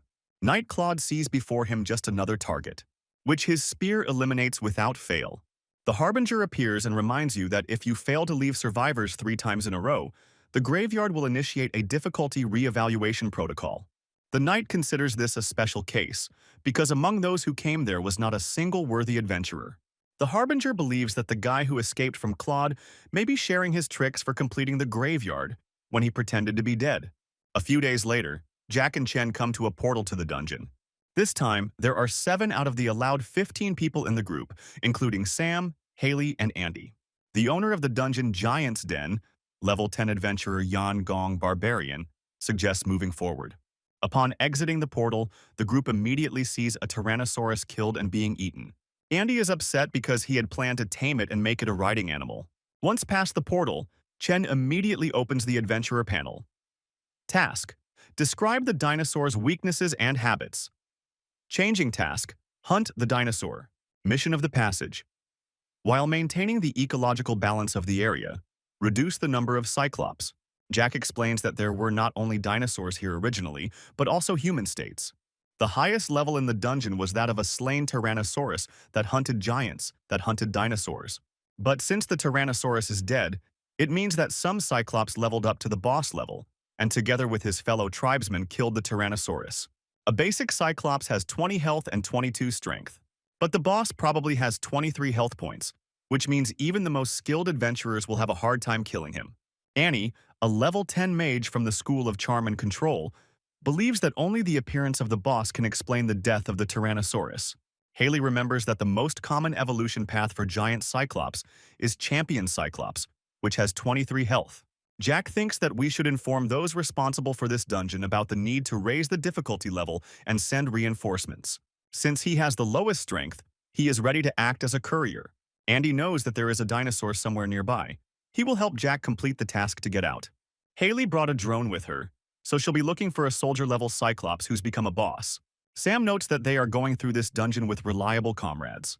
Hai believes this dungeon will be the easiest of all the ones he has completed. Andy and Jack discover a grazing Triceratops, which has a strength of 22, meaning a frontal attack would be dangerous. It is better to surround it and bleed it dry while someone immobilizes the beast. The immobilization mission is assigned to the Goblin. He has no objections. Sam wonders if Haley has found the Cyclops boss. She found the Cyclops settlement with her silent drone, but even though they have reduced perception, the drone is suddenly detected. The solution immediately matures in the boss's head, who simply smashes the drone with a stone that comes to hand. The drone is lost, but the target has been found, and the location of the Cyclops champion is now known. The Goblin successfully holds off the Triceratops. At the same time, Andy attacks the beast from one side. And on the other hand, Chen Hai, Annie and Ian watch the hunt from above. Gong is impressed by the new star. Annie believes that Chen will never get ahead, citing Sean Lee as an example. Lee was also outstanding in his years, and he even married Anya Jo. Chen notices the heavenly fire and warns his comrades to spread out. Triceratops is trapped in a pillar of flame. The angel reminds him that the limit of the magic book of summoning has been reached, so if Jack wants to ask for help, let him prepare antiques. Jack will take this warning into account. The beast is defeated. Andy asks to call Jack to deliver the final blow. Jack has already received notification that the task has been completed. Haley confirms that the dungeon boss is a champion Cyclops. Have Jack request a targeted replenishment. After leaving the portal, the first thing Jack does is call Tanu. Shen is glad that Jack didn't forget to call him in gratitude for receiving the limited heavenly book of summoning evil spirits. Tan wants to know how Chen defeated a heroic-level Murloc that even Zhenya couldn't handle. Jack explains that a deity helped him, but he also showed elements of his skill. He was originally given the title I'm 50-50 with Murlocs, which compares his stats to the strongest Murloc nearby. He also has a helmet that conveys practical combat experience, and Yungao's sickle. Tan knows that this is the title given to new adventurers when they encounter a new race. Sheng wonders where Hai, who with a poor debut is now aiming to become a national star, came from. Chuck clarifies that Matt doesn't understand the details, but the conversation on the phone is about China's new star. Tan finds out that Hai may not be just a show-off, but without the help of a deity, he is weaker than Zhenya. Sheng is convinced that Andy is more likely to be considered the rival and asks to focus on him and stop paying attention to Chen. Jack is confident that he was able to fool Tan. The adventurers set up camp on the top of a mountain and sit around a fire. Chen wonders why they all failed the mission. Andy explains that killing one dinosaur won't attract attention. But if you kill a lot of animals, the Cyclops will go crazy because of the invasion of their territory, and there are too few people to resist them.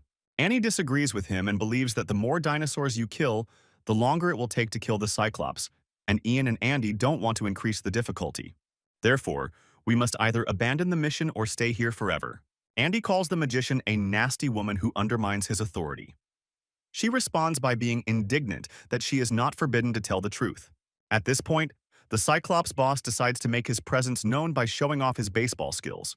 Chen notices the threat. The guy manages to warn his comrades and neutralize the Cyclops message. Hai takes out his assassin's bow. Based on the trajectory of the stone's arrival, he determines the location of the Cyclops. Then he releases an arrow, which the boss simply brushes off. Chen understands from the Cyclops' behavior that he did not consider it worthy of his eye's attention to attempt to respond to his throw. Sam doesn't understand how the giants discovered them. Annie thinks it's because of the fire and reminds him that Chen only sensed 10 Cyclops, and from their position they can repel the attack. But the magician is sure that it is more difficult to descend from a height to complete a task. Haley counters that they can easily take her drone and describe dinosaurs. The hero says that the old goblin from his settlement said that the Cyclops cannot stand invasion of their territory. They immediately throw stones to drive away the strangers, and if that doesn't work, they go berserk and chop the strangers into mincemeat. Yan suggests to Chen to go to bed, they will guard the camp. In the morning, the Cyclops observer reports to the boss that the strangers have not left. The boss allows the people to set up camp and chop them into pieces and throw them into the cauldron. His proposal is met with great enthusiasm. Sam heard that starting this year, the 11 to 15 level dungeons have become more difficult, and next year there will be many expert level dungeons. Jan believes that this is precisely the purpose for which the National Stars program was created. Andy goes to the edge of the cliff to relieve himself. He calmly enjoys the process. But suddenly he notices an attempt to capture the camp. He shouts that giants are climbing the cliff. Let him sleep in a scarf. Andy gets out a new axe. He crushes the rock and throws several invaders down. Suddenly, the Cyclops appear on the other side of the cliff. It turns out that the Cyclops went around the rock and started climbing from the other side of the camp. Sam states that it doesn't matter anymore at this point. because we have to repel the attack.